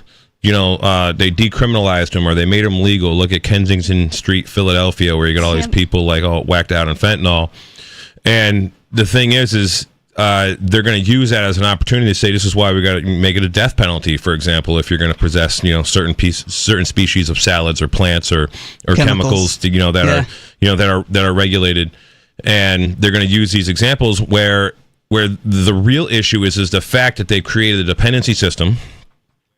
We have they did it the wrongest way you could possibly do it if you're going to decriminalize all drugs. So anyways, I think the biggest reason for making drugs illegal was so CIA assets could pump them into the country, and they exclusively have the exclusive monopoly on trafficking it. Ruining communities. Right. Yeah. Just CIA pumping drugs into the country, which has been a well-known thing, very well documented. Yeah. And then they send out patsies to get arrested and say, here, we're fighting the drug war for you. Congratulations, we win. We're so good. We're keeping you safe from the drugs. They could easily send crazy actors out to the streets of Portland that just they do it all the time. They did it on January 6th. Yeah. And it's like, wow, look at what drugs does to a city. Yeah, it's going. Right. So these are all things. So they're going about it all instead wrong. Of blaming people, they blame drugs. So I blame the welfare. Right. Yeah, it's not the people. It's the welfare system, because like fentanyl has become the modern day saber-toothed tiger, best I can tell. 5,000 years ago, if you couldn't outrun or outsmart the saber-toothed tiger, well, you didn't get to have babies. Your genes, didn't, there was no posterity from you. So things are happening now with, these hardcore street drugs and fentanyl. And then we have like a culture and a society where we are taking so much from the productive. I mean, how much is the average guy that is working a non-parasite job? Like you're not like working in government. You're not like working in an industry that gets government contracts or special government favors, or you need some kind of license or whatever, which all that stuff is parasite class as far as I'm concerned. Now, yeah, you need a license to be a plumber, but when the government doesn't exist, you're still going to be useful, to where social workers, for example, and most judges and attorneys and accountants won't be useful. Their jobs went away tomorrow. Right. Except for government and lobbyists and then politicians and, all these other people around. Maybe starting a gang. The parasite economy. Sure, let them. But, and then if you look at all of these places in the country that are having massive problems with like the immigration and the gang violence, like that stuff doesn't happen in New Hampshire.